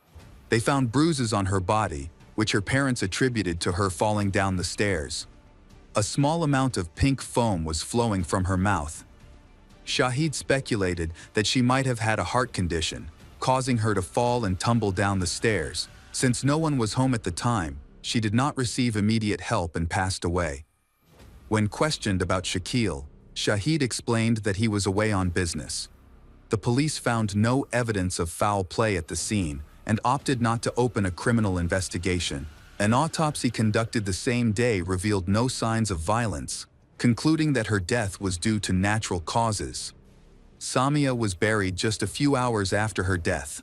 Her sudden departure was not considered suspicious and was not investigated by the authorities, but it had a devastating impact on Syed. When Syed learned of his wife's, Samia's, sudden death from a heart attack, he was in shock and disbelief. According to media reports, she chose to end her life due to depression because she could not have children. However, her family rejected this version. They claimed that she passed out, then fell down the stairs and broke her neck. The investigation revealed bitter truths. Syed quickly flew to Pakistan on the earliest available flight and went directly to the police station, alleging that Samia had been killed by her relatives and Shakil. He detailed the forced marriage she had endured, her subsequent escape, and the threats she had received from her family. This testimony completely changed the development of the case, forcing the authorities to determine this was a criminal act. However, by this time, Samia had already been buried, and the official report still stated she had died of natural causes. Determined to seek justice, Syed turned to European law enforcement and the media, as Samia was a British citizen, to push for further investigation. Samia's father, Shahid, initially agreed to an interview, attempting to depict Syed as a fraud and extortionist. However, when Syed presented their marriage certificate, a medical report, and post-mortem photos of Samia, authorities launched an investigation. The report revealed bruises on Samia's neck and legs, along with traces of male seminal fluid, suggesting she had been in an intimate encounter shortly before her death. But with whom, given that Shakil allegedly wasn't home that day? Syed held a press conference, presenting extensive evidence, including text, voice, and video messages from Samia, where she repeatedly expressed fear for her life. It is believed that the police may have taken bribes, leading to the immediate arrest of Shahid and Shakil. Investigations revealed that they never intended to let Samia's return to Dubai. They forced her to go to the house given to her as a wedding gift, where they searched for her passport and tickets, which she had given to a friend to keep. In a fit of rage, Shakil physically restrained her. When she tried to escape, they caught up with her on the stairs. Shakil strangled her with her scarf, while Shahid held her legs, ensuring she had no chance to survive. Shakil later confessed to this crime at the police station, although Shahid denied any involvement in the killing of his own daughter. In addition to Shahid and Shakil, Samia's uncle, who received a fake report before the autopsy, and the police chief in charge of the initial investigation have both been arrested. In court, Shakil retracted his confession, claiming it was made under coercion. He spent just over 2 years in prison before being released on bail in September 2018. In 2019, he remarried and again tried to move to the UK, but still without success. Samia's father, Shahid, was imprisoned from July to December 2016 and later released on bail. He died in January 2018 at the age of 52 due to deteriorating health. Before his death, he maintained his innocence and denied any involvement in his daughter's death. Samia's uncle and the commissioner were also released in the fall of 2016 without facing any penalties. Shortly afterwards, arrest warrants were issued in Pakistan for Samia's mother and younger sister, but they quickly returned to Bradford. Her younger sister, Mata, later gave a detailed interview, which accused her and Syed of being the cause of their family's breakdown, attempting to tarnish their reputations.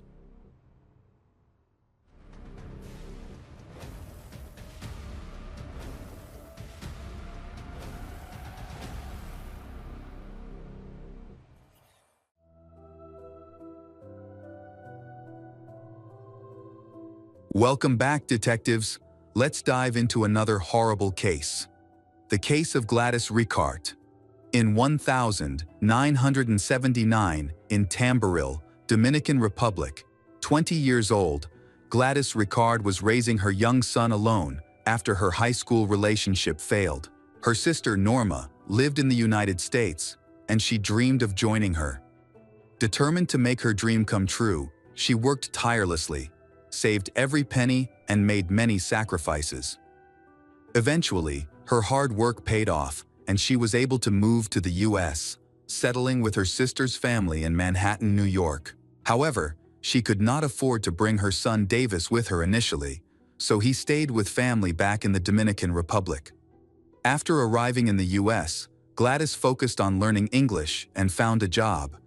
She worked diligently to save enough money to reunite with her son. By 1983, she succeeded in bringing 4-year-old Davis to the US. Determined to build a brighter future, she enrolled in college.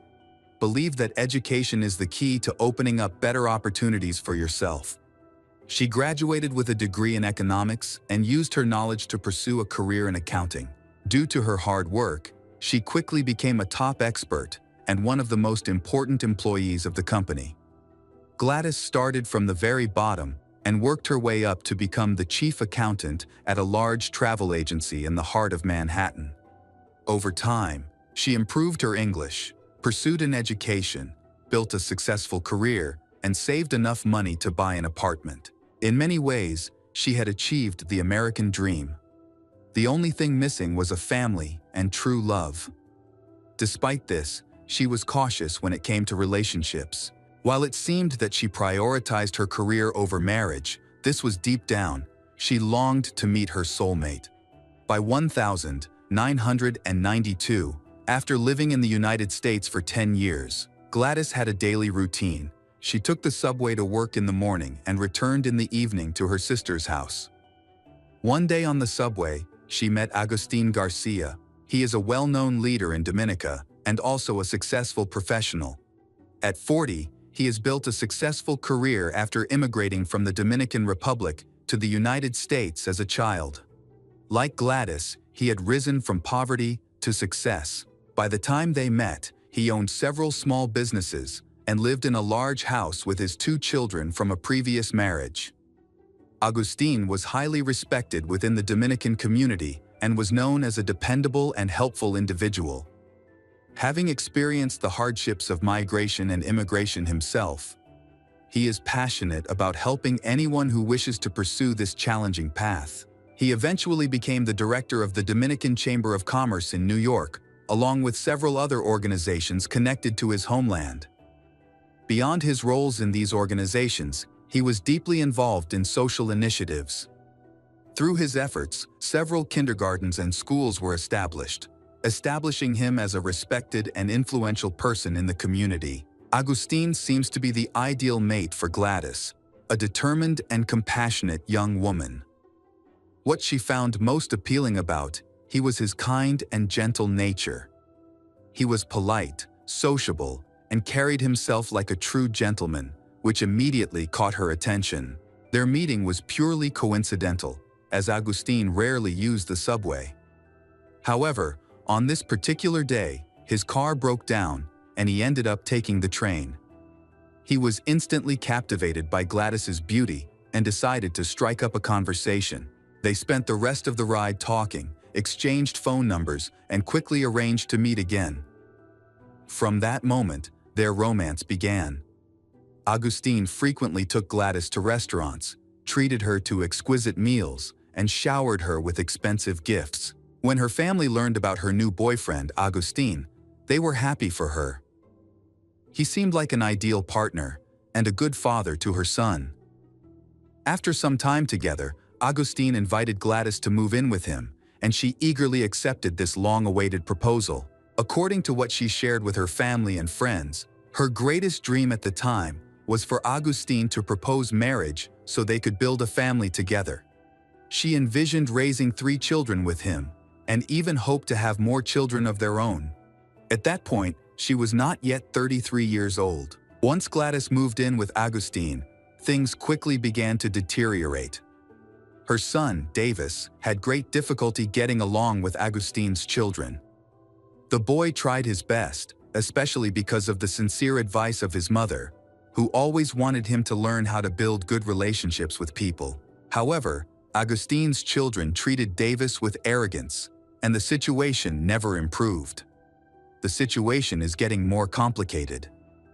Agustin consistently sided with his children, even when they were clearly in the wrong, which created strain in his relationship with Gladys. After 2 years of enduring such a life and constant arguments, she decided she didn't want to cause her son any more pain. She told Agustin that they should stop living together. Agustin agreed, but did not end their relationship. He helped her find a new house, just a few minutes' drive from his own. It was a spacious 2-story house, and he didn't hesitate to spend money on her, perhaps as a way to ease the tension between them. They continued to see each other when he visited she. By this time, her family and friends had grown so accustomed to he that they considered him practically part of the family. He introduced Gladys as his wife wherever they went.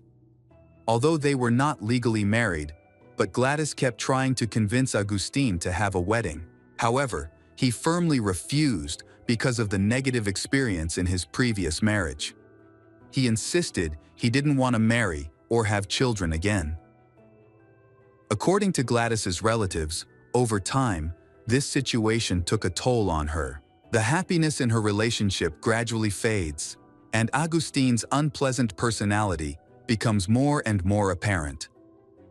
He frequently had affairs and increasingly exhibit over-controlling behavior. The situation becomes even more complicated for Gladys, as she has known about his actions, but kept silent for a long time to avoid causing conflict. Unfortunately, her silence only made things worse.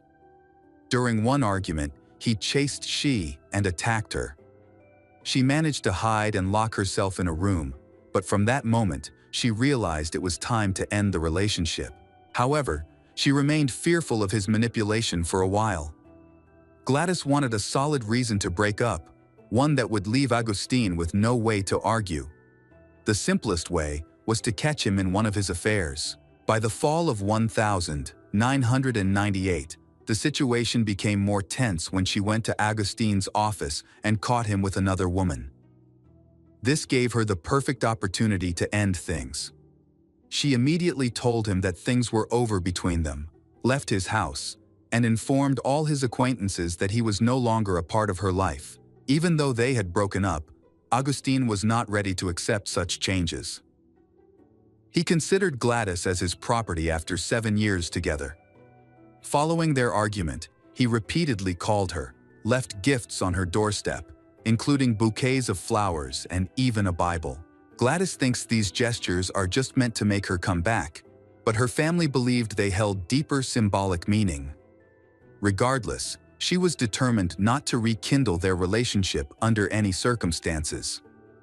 Several months later, Gladys met a man named James Preston Jr. at a restaurant during her lunch break. James, who also worked in accounting and moonlighted as a musician, immediately clicked with she. They quickly fell in love, and after a few meetings, they decided to make their relationship public. Over the next 2 months, they spent all their free time together, and eventually, they set a wedding date for September 26, 1999. Gladys and her family were overjoyed as her lifelong dream of a wedding and wearing a wedding dress finally came true. She immersed herself completely in planning the wedding, focusing on every step of the preparation with complete joy. She was so preoccupied that she didn't realize Agustine had been coming to her house nearly every night, watching her for hours. His obsessive behavior made it clear he couldn't let go of his possessiveness. On August 12, about 6 weeks before the wedding, Gladys and her fiancé, James, were enjoying a quiet evening together when Agustine suddenly showed up at the door. Initially, he calmly asked to speak with her, but she refused. His demeanor quickly changed. He began yelling and throwing stones at the windows. Worried he might get more aggressive, she called the police. Agustine was taken into custody, but she chose not to press charges, wanting to avoid causing him trouble and to stay focused on her wedding preparations. This decision turned out to be a significant mistake. In September, just 2 days before the wedding, Gladys went to a store to purchase some items needed for the bridesmaids. Unbeknownst to her, Agustine had been following her. He approached her, hugged her as if they were still in a relationship, and behaved as though everything was fine between them. Gladys didn't resist, fearing that rejecting him might provoke his anger. They exchanged a few words before saying goodbye.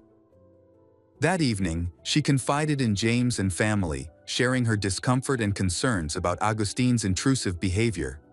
However, she had no idea just how dangerous he truly was. On September 26, 1999, the day she had long awaited, her wedding day, finally arrived. She was at home surrounded by her family and friends, preparing for her wedding ceremony. She wore a wedding dress, had her hair, makeup done, radiant and happy to be a bride. Photos and videos captured these joyful moments, which tragically turned out to be the final ones of her life. Meanwhile, the groom, James, was already waiting for her at the church. However, the joy of the wedding was spoiled when Agustine, who was watching her, suddenly appeared. He used violence to murder her, causing her instant death. When paramedics arrived, there was nothing they could do to save her. Her dream of a wedding was painfully unfinished. Agustine was immediately arrested and taken into custody without attempting to flee or resist. During his interrogation, he admitted to frequently driving past Gladys's house, claiming it was due to his sentimentality. On the morning of September 26, he was surprised to see a crowd of people dressed formally, along with several limousines parked outside her home. He claimed he had no idea she was getting married that day. After driving past the house multiple times, he eventually stopped in front of it. Still unsure whose wedding it was, he decided to go inside to find out. As Agustine got out of his car across the street, Gladys's brother, Juan, approached him cautiously, aware of his bad temper. Juan tried to convince him to leave to avoid disrupting the wedding. It was then that he realized she was marrying someone else, but he didn't show any reaction. Agustin claimed he had been invited to the wedding, so Juan did not stop him, and he calmly entered the house. No one objected to his presence. Initially, when questioned about the attack on Gladys, Agustin claimed that he had no memory of it. However, after a while, he confessed to the detectives. The next day, he was brought to court for a preliminary hearing where he faced the charges against him. During this hearing, he had the opportunity to plead guilty and avoid a lengthy trial. The bail was set at $5 million, showing that he is a major threat to the community. The attack quickly became a major focus of attention because of the extensive media coverage. Journalists raced to create sensational headlines, spread rumors, and even offer unsubstantiated theories. Images of the killer, Agustin, began to appear regularly on national news.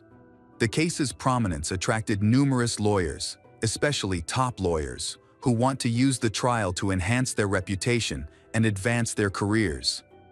Agustin's trial was scheduled for October 2, 2001, allowing the defense nearly 2 years to prepare and build a more positive image for the defendant.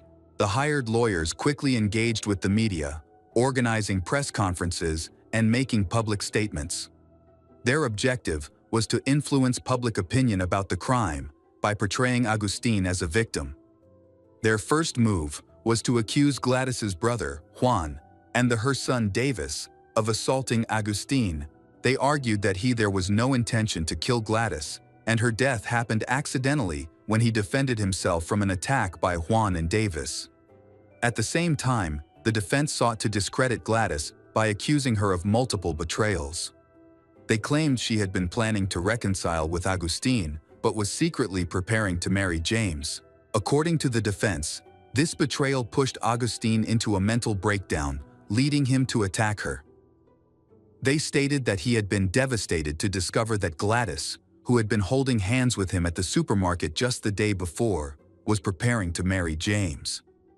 They believe this is a crime due to emotional outbursts, which qualifies as manslaughter under state law. If accepted, this argument would significantly reduce Agustin's punishment to a sentence of 5 to 10 years in prison instead of life imprisonment.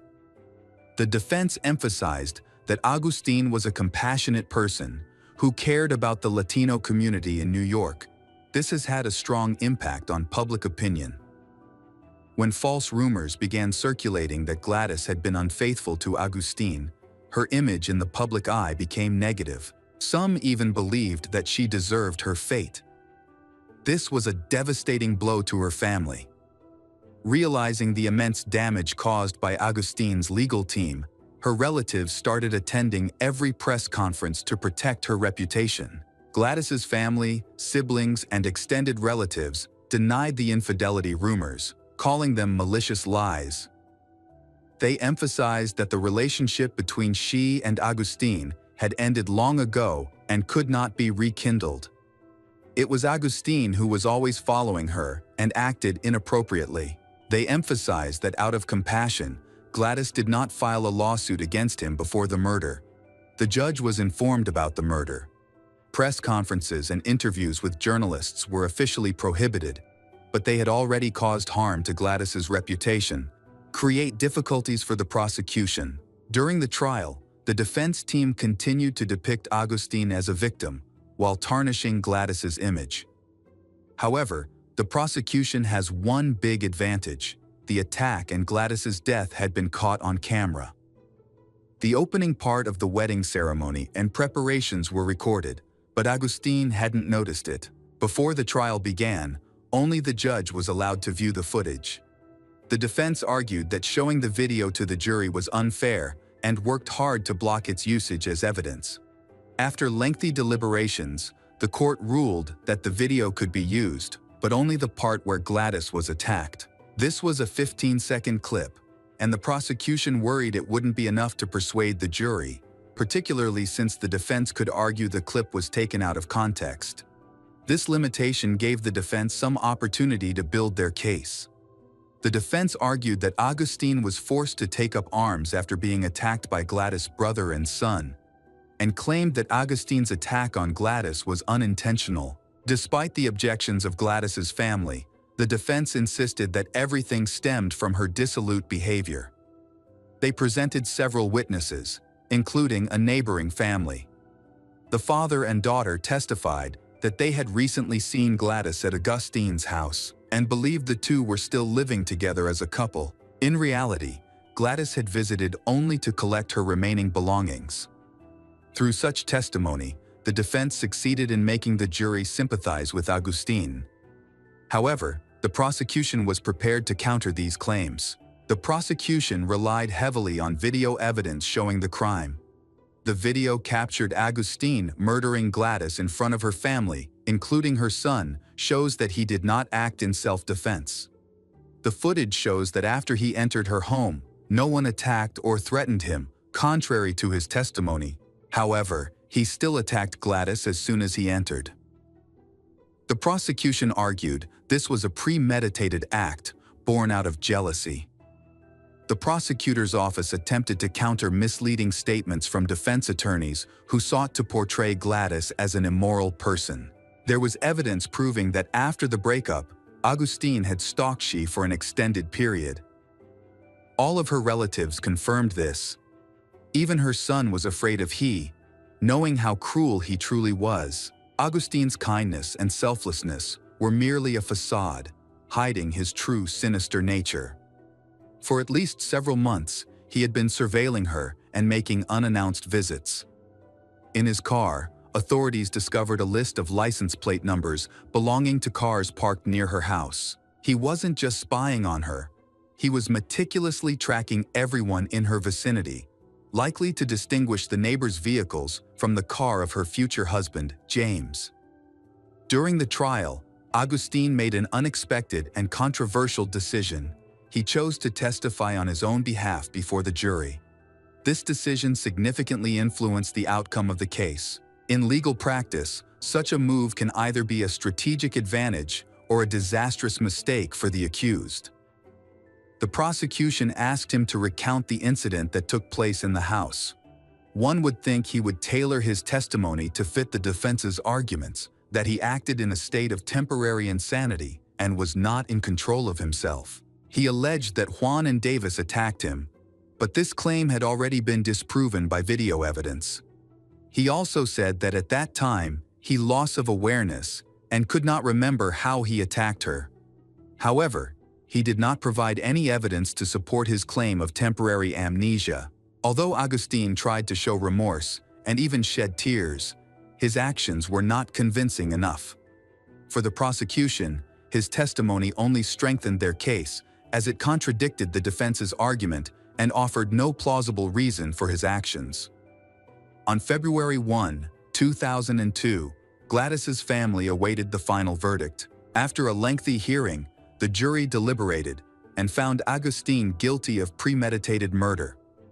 He was sentenced to life in prison with the possibility of parole after serving 30 years. Gladys was buried in her hometown of Tamboril in the Dominican Republic. Her body was brought home a week after her death and she was buried in her wedding dress. After his conviction, Augustine refused to speak publicly or give any opinion. A reporter later discovered that he turned to religion early in his imprisonment and began preaching to other inmates. Meanwhile, his lawyers fought for a reduced sentence, but several appeals were denied. Augustine remains in prison and will be eligible for parole in 2029.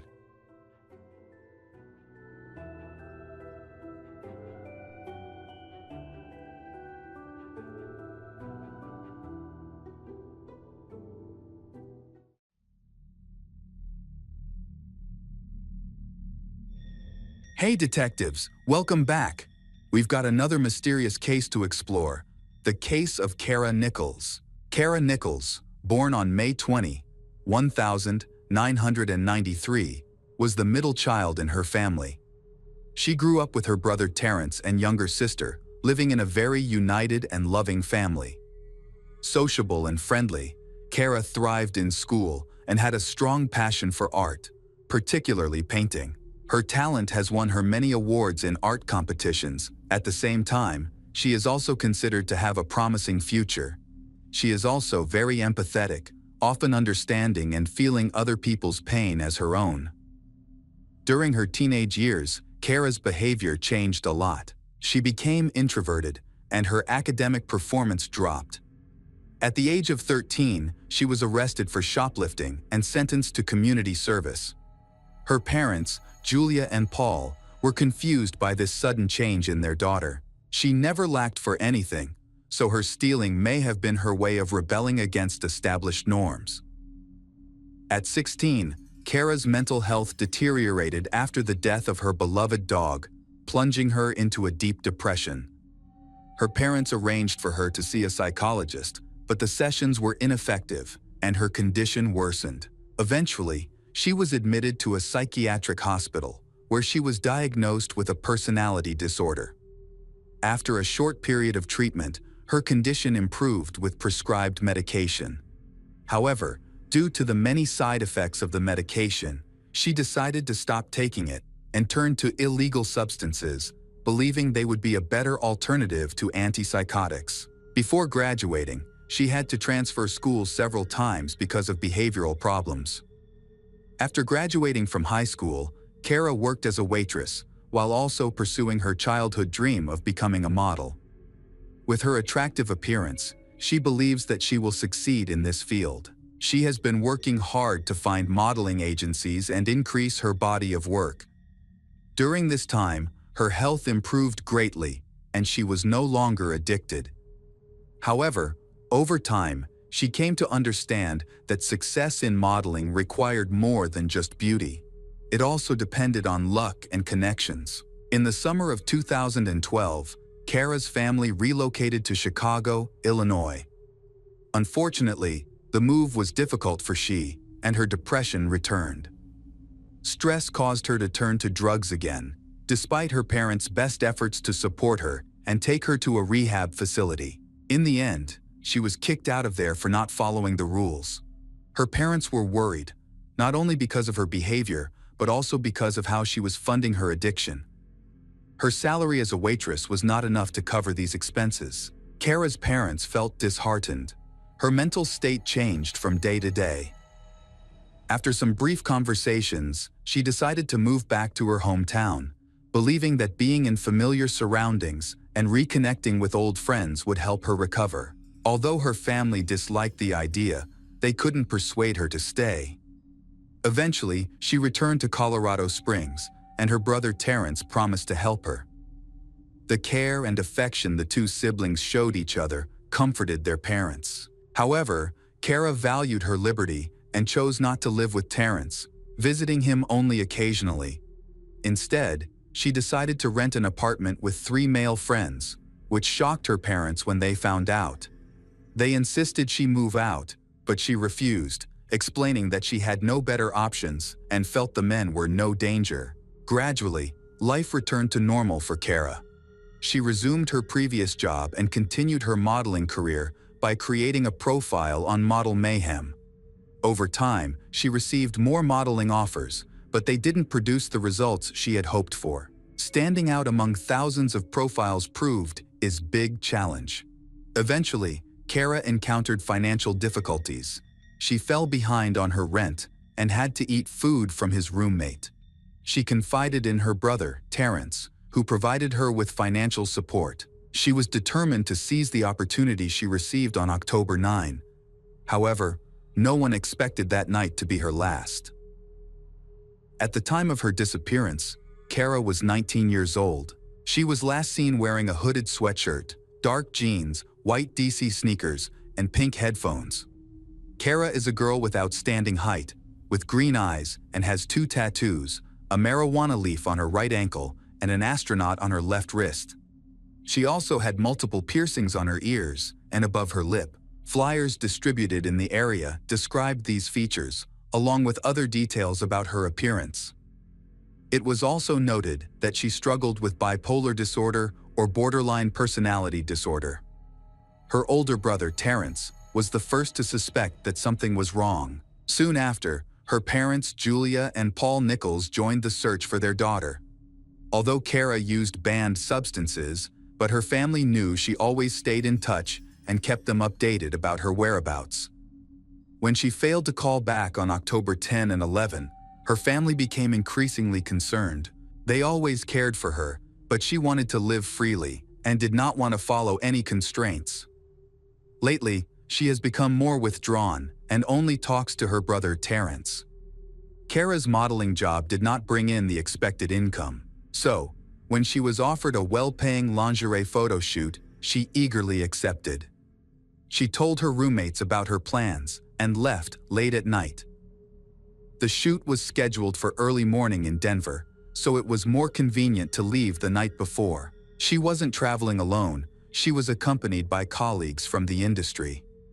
Since neither she nor her friends had a driver's license or a car, they managed to find someone to drive them. At first, Kara's story didn't raise any suspicions. People who know her often see her modeling profile and social networks filled with professional photos.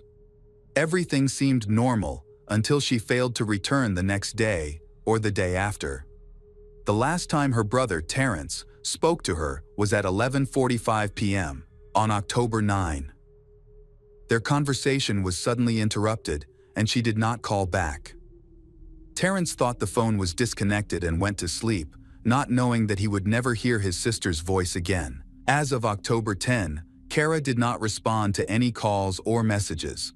Her voicemail was consistently active. Terrence assumed she was either busy or resting after work. However, by October 11, there was still no word from her. This strange silence made him extremely worried, because it was not like Kara was always out of contact. Worried, Terrence decided to visit Kara's home and spoke with her neighbors. None of them had seen she in several days. One young man mentioned seeing her get into a dark-colored sedan around 11:00 p.m. Unfortunately, he couldn't identify the driver due to the darkness, but noted that she didn't seem to be alone. Terrence then went into Kara's room to look for clues. He noticed that her essential belongings, such as her cosmetics bag, purse, charger, and laptop, were still there. On the bedside table, he even found $300 in cash. It was clear she hadn't planned to leave for an extended period. When he opened her laptop, he discovered that she hadn't been online for more than 2 days. This was unusual, as she was often checking her email for modeling opportunities.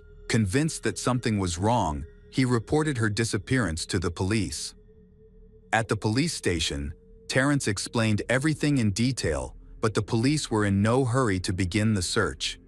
They argued that Kara was an adult and didn't have to inform anyone of her whereabouts. They suggested she might have been held up at a photo shoot, gone somewhere else, or possibly had a boyfriend no one knew about and was spending time with him. However, the police's explanation still did not reassure Terrence. He knew his sister well. No matter what happens, she will definitely contact him. He was certain something bad had happened to her. However, the police calmed him down and asked him to come back later. Terrence then contacted their parents. He explained the situation and asked for their help. He understood that in a situation as serious as this, there needs to be joint cooperation. Upon learning of their daughter's disappearance, the family quickly flew to Colorado Springs. When they received the news that their daughter was missing, Kara's family quickly flew to Colorado Springs. Her cell phone was still off, and she had missed an important appointment, which made them even more worried. They then went to the police station to ask the police to carefully review the report they had filed. The El Paso County Sheriff's Office eventually recognized that the circumstances surrounding her disappearance were concerning. Detectives contacted locals to find out information about Kara's whereabouts. Kara's parents permitted investigators to access her cell phone data. Experts confirmed that her last message was sent to her brother, Terrence. Data from her cellular provider indicated that on October 9th, her phone was traveling north before it was turned off. Friends and acquaintances joined the search, distributing flyers across Colorado Springs and Denver. Investigators also looked into other communication methods used by Kara, particularly her laptop. This leads to the discovery of a secret she has kept from her family, Some of her modeling jobs are actually a cover for a call girl service she has been involved in since she was 17. This shocked her parents, Paul and Julia, when they learned the truth about her income. Unfortunately, they needed to agree to release this information to generate new leads, but doing so could negatively impact the investigation and reduce public interest. There were many cases where the victim's image was significantly distorted, and Kara's family did not want to share their hardships. However, they felt they had no choice but to hope to find she. Unfortunately, no miracle happened. After the new information was released, media outlets began canceling interviews with her family, leading to a decrease in coverage of her disappearance. The search for Kara was suspended. The National Women's Coalition Against Violence and Exploitation was the only organization involved in assisting with the investigation into Kara's disappearance. They helped keep her case front of mind for the public and the authorities. In November 2012, detectives announced that they would interview 2 women who were believed to have been in the car with Kara on the night she disappeared. Descriptions of these women suggested they might have worked in the same field as Kara. While they were important witnesses, they were not considered suspects, as they were likely the last people to see her alive. A composite sketch of one of the women was released to the public, but no one came forward with information. This made people doubt the existence of these women, and the investigation was stalled again. That month, Kara's photos appeared on a call girl service website in Las Vegas. However, detectives confirmed that she had not posted them herself. Someone had exploited her fame for personal gain, and the profile was eventually taken down. Although some people interested in the case contacted the police station, after investigation, these reports were confirmed to be false. In the spring of 2013, a businessman from Colorado Springs claimed to have seen Kara between late October and December 2012 with a tall, disheveled man. She looked frightened, suggesting she was being held against her will. One day, this man pushed her, and a bystander intervened, threatening him, and asked him to leave her alone. The witness's account was verified. Although police found the man described, but he said the woman with him was actually his ex-girlfriend. In the summer of 2013, a criminal law student took it upon himself to investigate Kara's case. He traveled to Denver, spoke with many homeless individuals and substance users. Several people reported meeting Kara at a nonprofit that provides syringes and needles to drug users. However, this lead turned out to be false, as did all the other testimonies he received. Many people have lost faith in Kara being found alive, because she has been missing for longer than the usual disappearances. In the fall of 2013, Kara's parents have offered a reward to anyone who provides information about their daughter's whereabouts, to no avail. They ruled out a ransom kidnapping as no demands were received. However, the following year, a new development occurred, providing a major breakthrough and reigniting the investigation. In May 2014, Deputy Sheriff Cliff Porter admitted that he had mishandled the investigation into Kara's disappearance. He admitted that he had not focused enough on her case and had overlooked important evidence from the beginning. This admission shocked her family, who felt that their daughter's case had been neglected because of her profession. The mishandling of cell phone records has raised concerns about the conduct of the investigating agency. The administration has been criticized for inaction. Multiple audits have led to disciplinary action against the department, and several individuals have been fired. In May 2016, former Sheriff Terry Makita and some of his staff were charged with corruption, fabricating witness statements, kidnapping, and extortion. This led Kara's family to believe that her case had not been properly handled. However, this situation has led to the opening of a new investigation, especially when new detectives are involved. On February 1, 2022, Christina Hollendorfer went to the police station. Before that, detectives had tried to talk to her several times, but she refused to cooperate. It turned out that since 2014, she had not wanted to testify against her ex-husband, Joel. However, After many years, she decided to speak up and accuse him of killing Kara Nichols. An analysis of Kara's calls and messages showed that she received 8 calls between 9:58 and 11:08 p.m. on October 9, most of which were from Joel. Detectives had questioned him several times, but they only received general information. He admitted that he had hired a call girl and had planned to meet her between the evening of October 9th and the morning of October 10, but the meeting never happened as the escort did not arrive. Joel's statement raised suspicions, especially since data from Kara's phone indicated that she was near his parents' house on the night she disappeared. On October 15, 2014, detectives searched Joel's home and his family's property. During the search, they spoke with Joel and his mother, Betty. They seemed calm and friendly, and it did not appear that they were hiding anything. They willingly showed the detectives around the property, including several fresh burial sites for deceased animals. Joel's family has owned the farm since 1985, which includes a large livestock yard. Dogs trained to detect human remains searched the area and reacted near some livestock graves. However, further investigation of these graves found no evidence of human remains. It's possible the dogs mistook the scent of dead animals for that of a human. To rule Joel out as a suspect, samples from several suspicious areas were collected and analyzed.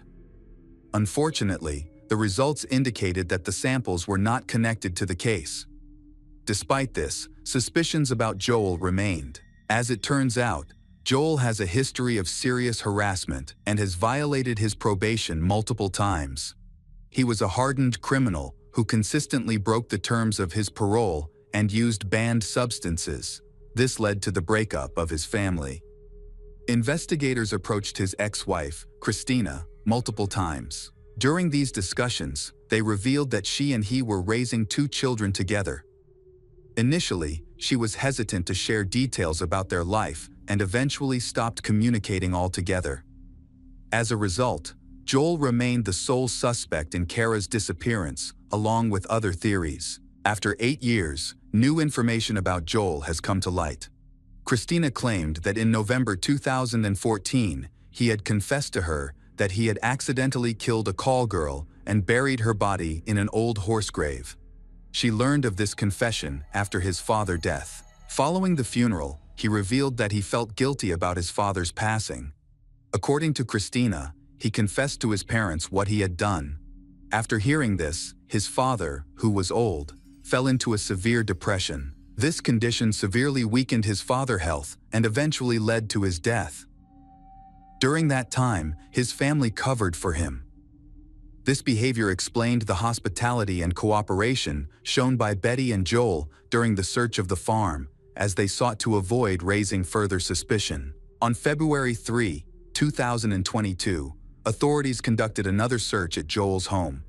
They thoroughly excavated the farm and discovered human remains buried in a 2-meter deep pit. 4 days later, he was arrested. Subsequent analysis confirmed that the remains belonged to Kara, who had been missing. Although only bones were found, modern technology allowed for her identification. During questioning, Joel initially remained composed, but eventually confessed that he had not intended to kill Kara. He said he met her through a call girl website. On October 9th, he called her and arranged to meet, then picked her up from her home. They had some intimate moments in his old car, and everything was going smoothly until he suddenly strangled her. When he realized she had lost consciousness, he stopped. He attempted to perform first aid, but it was too late. She was already dead. Panicked, he drove her to his family farm and buried her in the first grave he found. Over time, he moved her body several times and ultimately buried her where his mother's favorite horse was laid to rest. This explains why service dogs get confused about scents. Additionally, this specific area had not been searched during the initial investigation. Joel Hollendorfer was soon charged with first-degree murder and tampering with evidence. Meanwhile, his mother, Betty, claimed she had no knowledge of her son's crime. insisting that she had always cooperated with the investigation and truly believed in his innocence. The hearings occurred in the summer of 2023. The prosecution argued that Joel deliberately committed the crime to fulfill his dark fantasies. Meanwhile, forensic experts were unable to provide a clear explanation for Kara's death. However, they determined that asphyxiation was the cause, based on the fact that her hyoid bone was broken. Experts stated that it is impossible to accidentally strangle someone to death, as there is always time to reconsider and stop. Another important factor was Kara's condition related to drug use. The defense claimed that her death resulted from asphyxiation. They argued that a healthy person would have a much better chance of recovery in similar circumstances than someone dependent on substances. The trial described Kara as a severe addict, suggesting she had little chance of survival due to the long-term effects of the drugs on her body. Unfortunately, the defense's claims cannot be verified or denied at this time. Kara's family was deeply distressed by the way their daughter was depicted. Her father said this description made the jury lose sympathy and view her as a victim who did not deserve mercy. Throughout the trial, Joel did not show remorse, and some witnesses noted that he even smiled at times. In the end, Joel's charges were downgraded to second-degree murder. He was convicted of manslaughter and sentenced to 24 years in prison. This sentence did not satisfy Kara's family, who had hoped for a life sentence for Joel. Additionally, due to a lack of evidence, no other individuals were held accountable. Kara's parents said the verdict was a serious failure of the justice system.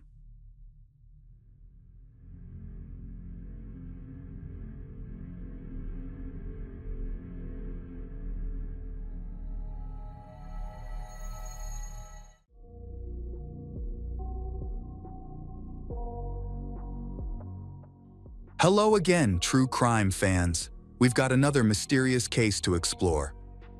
The case of Roni Reuter. On the morning of Thursday, October 4, 2007, neighbors of Roni heard heart-wrenching screams and loud bangs coming from her apartment. Alarmed, they called 911 and requested authorities to investigate. The police arrived immediately, and when no one came to open the door, they forced their way inside. In the kitchen, they found a woman lying face down, wearing body armor, with wounds to her head, arms, and pregnant belly. It appeared she had tried to shield her unborn child by covering her stomach with her hands, causing both her hands and stomach to be injured. There were 2 wounds to her abdomen, indicating that the baby was the main target of the attack. The attacker then inflicted injuries to the back of her head. Tragically, both she and her unborn child were dead. The brutality of the crime left the police deeply shaken, questioning who could commit such a horrific act against a pregnant woman. A forensic investigation uncovered a spent 9mm cartridge case and 5 unused cartridges near the body. There were no signs of forced entry, robbery, or sexual assault, ruling out a random attack or burglary. This led investigators to believe the murder was personal and premeditated. It seems that Roni has a dangerous enemy who has harmed her. Police theorize that the attacker attacked Roni as she was preparing to leave the apartment to go to work, ambushing her when she opened the door. Detectives interviewed her neighbors, hoping to find witnesses or valuable leads. The neighbors reported hearing sounds resembling gunshots, leading authorities to suspect the killer used a silenced weapon. A neighbor reported seeing a skinny African-American teenager wearing a hooded sweatshirt, walking up the stairs to Roni's door at around 7:00 a.m., shortly before the incident. Later, another neighbor saw this person running out of the house, get into a small black car, and drive away from the parking lot.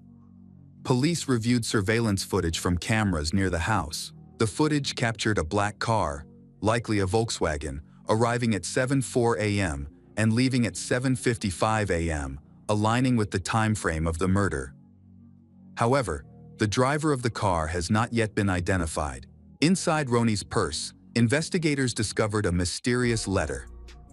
The letter referenced Sean, the father of her unborn child, and claimed to have uncovered details about him.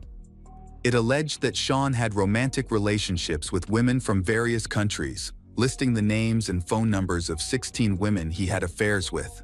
The letter also mentioned Roni's pregnancy, stating that Sean did not want the baby. Detectives suspected the murder was linked to Roni's pregnancy and believed Sean might have crucial information. The teenager seen near the house became the primary suspect, and both he and the black car were placed on a wanted list. Meanwhile, investigators began looking into Ronnie's social relationship to determine if she had any enemies. She was born in the small town of Potosi, Wisconsin. She met Sean at a charity event in Wisconsin, and the two quickly fell in love. After completing college, she moved to Deerfield, Illinois, a wealthy Chicago suburb with a population of 20,000. At the time of the murder, Roni was 42 years old, lived alone in her condominium. She was 7 months pregnant, eagerly preparing for the arrival of her first child, a baby girl she planned to name Skylar. The father of her child was Sean, 45, her partner of 17 years. Despite dating for many years, they did not marry or live together. Sean, a former Chicago Bears football player, was questioned by detectives for 10 hours. He shared how much he loved Roni and was looking forward to their child's birth. Roni deeply loved him, but Sean's feelings were more complex. He admitted to detectives that he had multiple affairs, which strained their relationship. He said that Roni knew about his infidelity, and it had caused her to grow distant from him. Despite this, he insisted he was excited to become a father. He appeared heartbroken over the tragic deaths of Roni and their unborn baby, and his emotions seemed genuine. Additionally, his strong, athletic build did not match the description of the thin teenager a neighbor claimed to have seen. Sean told the police that he had overslept that morning, he waking up at 9:15 a.m. and then went to a barbershop for a haircut. This alibi was confirmed by the barbershop administrator. However, the barbershop was close to Roni's house, just a 10-minute walk from her home, which made the detectives suspicious. They considered the possibility that Sean might have killed Roni or orchestrated the crime by hiring someone else. Despite his alibi, investigators did not eliminate him as a suspect and continued looking into his potential involvement. They questioned Sean's friends to evaluate whether he was capable of murder, his relationship with Roni, and whether he truly wanted the child. Sean's close friends have strenuously denied that he committed the crime, insisting that he was delighted to be a father, despite his relationships with other women. When detectives visited Sean's home for a follow-up interview, they discovered parenting books and baby items, indicating that he was preparing for fatherhood. During the interview, police asked who he thought might be responsible for the crime. He listed 16 women he had recently been involved with, and emphasized one name in particular, Monika Kurowska. Sean said that Monika, a fitness model from Poland, was someone he had dated while living in Europe. Their relationship ended a year ago, but Monika couldn't accept the breakup and began stalking him. She traveled to the United States and started following him. One night, she came to his apartment complex, ringing all the doors, including those of his neighbors and his own. When he stepped outside, he discovered a broken window and noticed Monika had blood on her hand. He found her behavior very worrying and dangerous, so he took out a restraining order against her. Sean suspects that Monika is the one who sent letters to Roni and his other lovers. These letters caused conflict between him and Roni. He suspects Monika because she follows him and knows all his secrets. In addition, the letters contain common errors in people who are just learning to speak English, like Monika. Even his mother received such a letter. Detectives became interested in Monika and eventually located her. During questioning, Monika denied any involvement in Roni's death, claiming she had an alibi. She was at work on the morning of the murder. The police confirmed her alibi. Monika shared a slightly different account of events. She admitted traveling to the USA to see Sean, hoping to win him back. Upon arriving at his home, she discovered him with another woman. In a fit of anger, she knocked hard on the window and accidentally broke it. Following this incident, she ended her relationship with Sean and claimed it was the last time she saw him. She also denied sending letters to Ronnie or Sean's mother, but the police remained skeptical of her story and continued to view her as a suspect. Despite their efforts, the investigation stalled. They suspect both Sean and Monica, as each had a motive to harm Ronnie, but both had alibis. No other suspects emerged. Then, the case took an unexpected turn. Police continued to question all of Ronnie and Sean's relatives. During the investigation, an acquaintance of theirs expressed suspicions about Marnie Yang, who was said to be obsessed with Sean. Investigators learned that Marnie had been in a relationship with Sean. The two had met 6 years earlier at a Chicago Bears convention, and Sean later reached out to her for help with real estate. Marnie, a realtor, had facilitated several real estate transactions for him. Marnie, single mother of 3 children, worked multiple jobs to make ends meet, including as a realtor, a waitress, and even photographer. Over time, she grew close to Sean, and their relationship continued up until Ronnie's murder. It was later revealed that they had slept together the day before the crime. This led investigators to scrutinize Marnie more closely. After speaking with her family and friends, they concluded that Marnie was obsessed with Sean. She viewed him as her possession and wouldn't leave him alone. When she discovered he had other relationships, she became furious. Her jealousy drove her to want he all to herself, believing he should belong only to her. She calls him her boyfriend, despite the fact that their relationship was short and fleeting. Detectives questioned Marnie, but she firmly denied any involvement in the crime. Despite this, she was unable to provide an alibi for the time of the murder. She claimed she was at home with her children, but the lack of evidence to support this made her the primary suspect. Detectives believe Marnie fits the description of the person they are looking for. With her petite build, she could easily be mistaken for a teenager if she was wearing a sweatshirt and hood. After obtaining a search warrant for the home, police discovered several important clues. Upon examining Marnie's computer, they discovered she had access to Sean's email and had been secretly monitoring his messages. Among the emails, they found letters from Monica to Sean written in broken English. Marnie had mimicked Monica's writing style, including the grammatical errors. She sent anonymous letters to several women involved in Sean's life, such as Ronnie and his mother. These letters contained accusations about Sean's relationships, and investigators concluded that her intention was to frame Monica as the main suspect. However, her plan ultimately failed. The police discovered a broken computer hard drive and several bank statements in Marnie's trash. The bank statements showed that she had hired a private investigator to collect detailed information about all the women in Sean's life, including their full names and addresses. Inside Marnie's apartment, investigators found postal receipts with the addresses of Ronnie and several other women who had received anonymous letters. It also came to light that Marnie owned a gun. In September 2005, she was stopped at the airport for purchasing and transporting 2 pistols and 200 rounds of ammunition. Although she provided the required paperwork, the weapons were declared and shipped to Chicago. Marnie's former lover, who was a deputy sheriff, confirmed that she owned multiple pistols and was highly skilled at shooting. One of her guns was a 9mm pistol, the same type used to kill Ronnie, though this particular weapon was never located. Investigators also learned that Marnie had attempted to construct her own silencer. Her bank statements revealed she had purchased a book titled How to Make a Disposable Silencer, along with a hacksaw and other materials from Home Depot. It can be used to make a disposable muffler. Detectives questioned Marnie about the evidence they had gathered. She said she bought the book as a joke gift for a friend and insisted she did not own a 9mm pistol or have any involvement in the crime.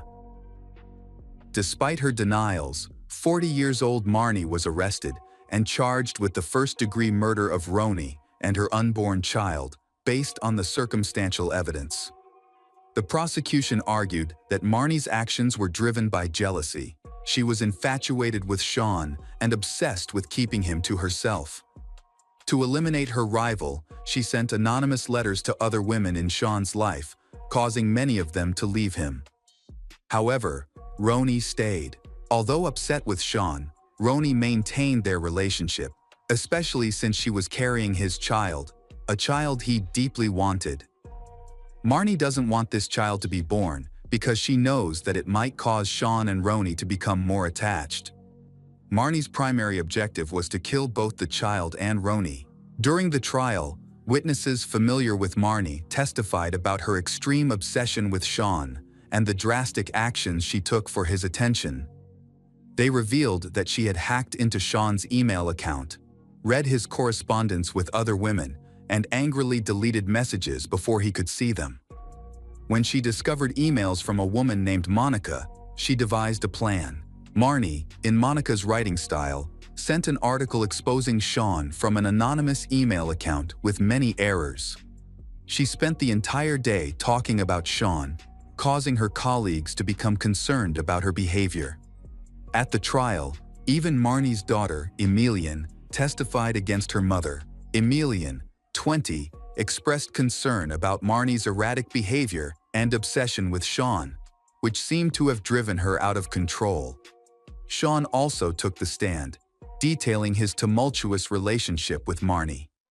He described their relationship as intense, but revealed that Marnie became deeply upset when she found out about other women in his life. She tried every way to keep him, but the obsession in her actions eventually drove him away. Sean said he had been planning to break up with her. When asked whether he believed Marnie could have murdered Roni, who was pregnant, he hesitated and expressed doubt. The prosecution's key witness was Christy Passion, a friend of Marnie's. Christy testified that Marnie had been reading Sean's emails and frequently expressed dissatisfaction with his relationships with other women. In the summer of 2007, Marnie confided in Christy about her frustration over Sean dating other women and even mentioned plans to kill him. At the time, Christy took it as a joke and assumed she was simply venting. However, when Marnie discovered that Roni was pregnant, her focus shifted. She saw Roni as her main rival and became determined to eliminate Roni's at any cost. She told Christy about her plans to kill Roni instead of Sean, believing this would allow her and Sean to be happy together. Christy once again paid no attention to this, thinking it was just Marnie's imagination. Marnie later admits to Christy that she brought the weapon to Roni's apartment, but could not bring herself to do it. This confession makes Christy nervous, but Christy tries to comfort her and stop her from acting on her emotions. The day before the murder, she asked Christy to read her fortune to see if she would succeed in killing Roni. As an experienced tarot reader, Christy laid out the cards, and the one Marnie chose suggested success. Obsessed with the idea of killing Roni, the pregnant woman, Marnie ignored Christy's pleas and remained determined to carry out her plan. Christy later contacted Marnie, and they arranged to meet. During their conversation, Christy secretly wore a recording device, and the recording was later used as evidence. At this meeting, Marnie confessed to killing Roni, explaining the details of the crime.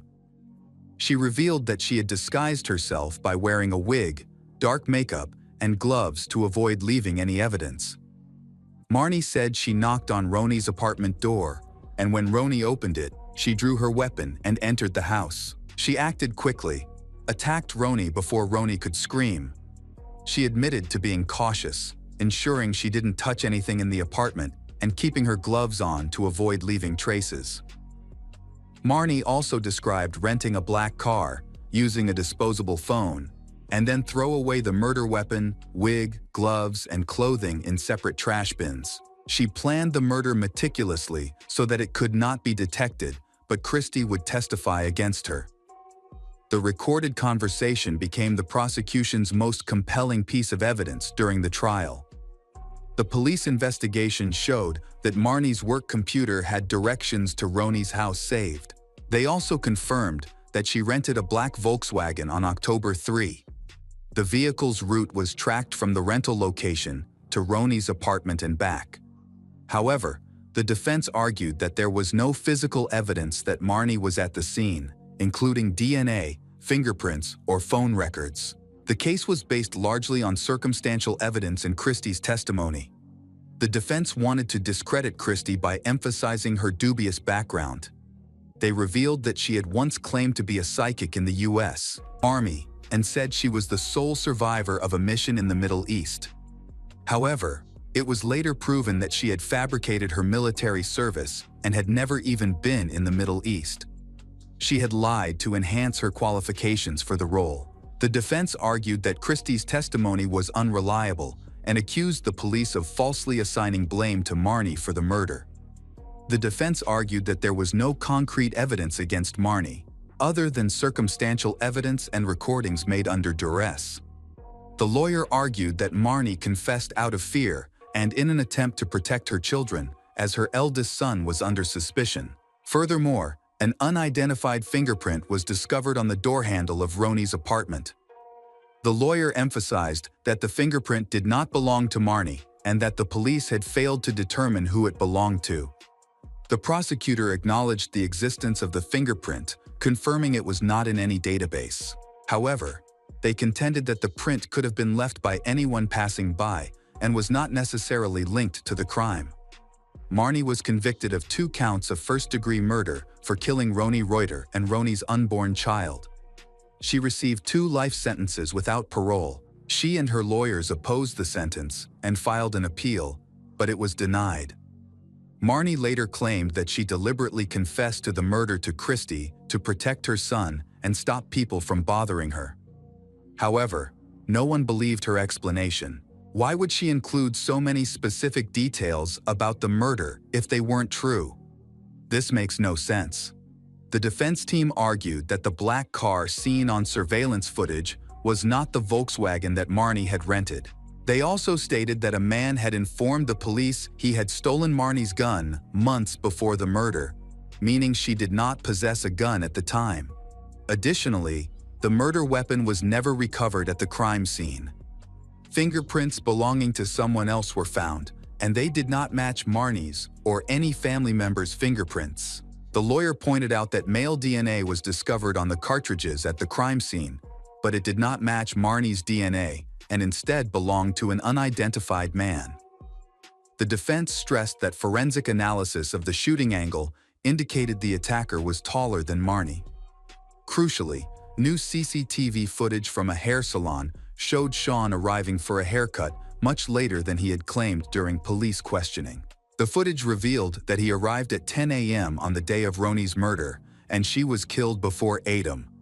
Sean had previously told police he slept until 9:15 a.m. that morning, but evidence showed he had already sent a message to Roney and made several phone calls by 8:50 a.m.